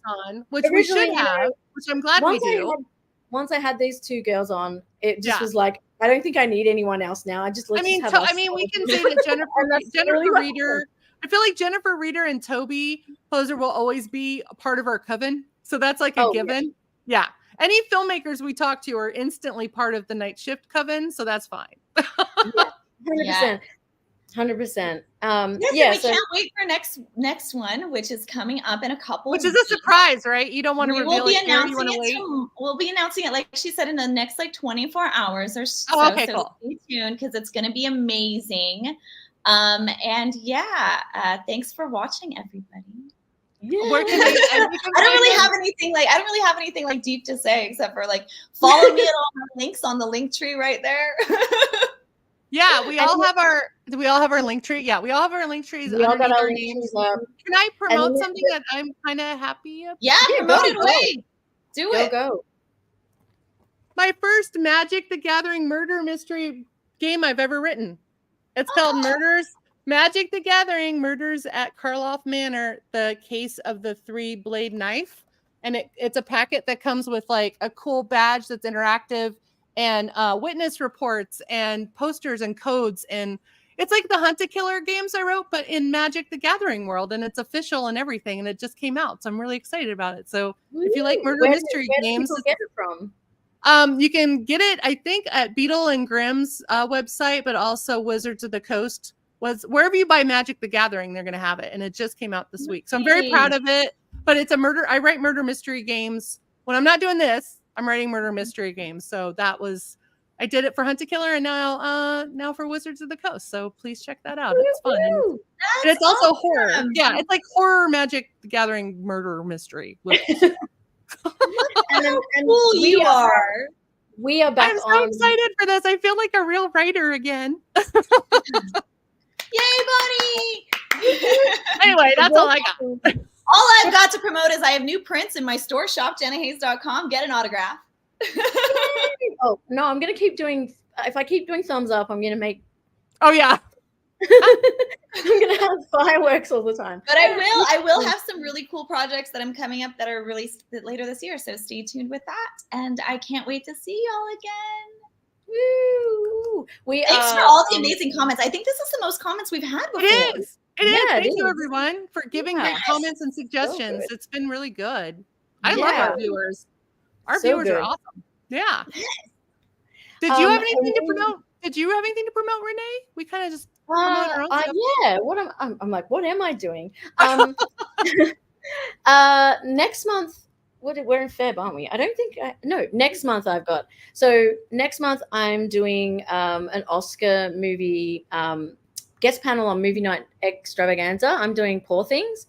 I haven't seen it yet. It's so good. Yeah, can't wait. And then I will be doing, I think in the second half of March, I'll be doing a favorite film of mine. It's kind of a film that's kind of got a bit of home in it. It's an Aussie story, Aussie film. So it will be Picnic at Hanging Rock. I love that one. Is it the original or the remake? Original only. Yes. So the original, Picnic at Hanging Rock. So that'll be in the second half of March. I've been to Picnic. I've been to friggin' Hanging Rock, is what I was meant to say, numerous times before it became a tourist attraction and you weren't allowed to climb all the way to the top. So I was going to ask, they don't allow that anymore, do they? They don't let you climb? No. Oh, no. But you can go up, but not as high as I did. I went to the top and all in the nookies and the crannies. Oh, cool. And it's super creepy stories from it. But so they're both on Movie Night Extravaganza in March, and I'm sure that we'll be announcing an episode for March on this show as well, but you'll be able to catch all three of us again on Feb 17, which is Feb 18 in Australia, but Feb 17 everywhere else. And I'll be dropping that episode news in the next 24 hours. I'm super excited. We will have a very special guest, and I think a lot of people are going to love this one. So stay tuned. I'll be dropping that on Instagram, Twitter, Facebook, etc. Let's just say I literally squealed with joy and did a dance around my house when I found out. So it's literally one of my favorite movies of all time. Did I give away too much? I'm excited. Yeah, I will say I casually dropped it in conversation only to discover it was Jenna's favorite film of all time, and she almost had a conniption. And so I immediately jumped on it and got it locked. One of my favorite films. It's in like my top 5. So yeah, exactly. It's in my top 10. It's in my top 10, and that's not easy to get on that list. So yeah, me too. Okay. So, yes. I have to go get food before everything closes. I love you guys so much. Thank you so much. You ladies are amazing. Thank you so much, everyone. And we will see you in a couple of weeks. Bye. Bye.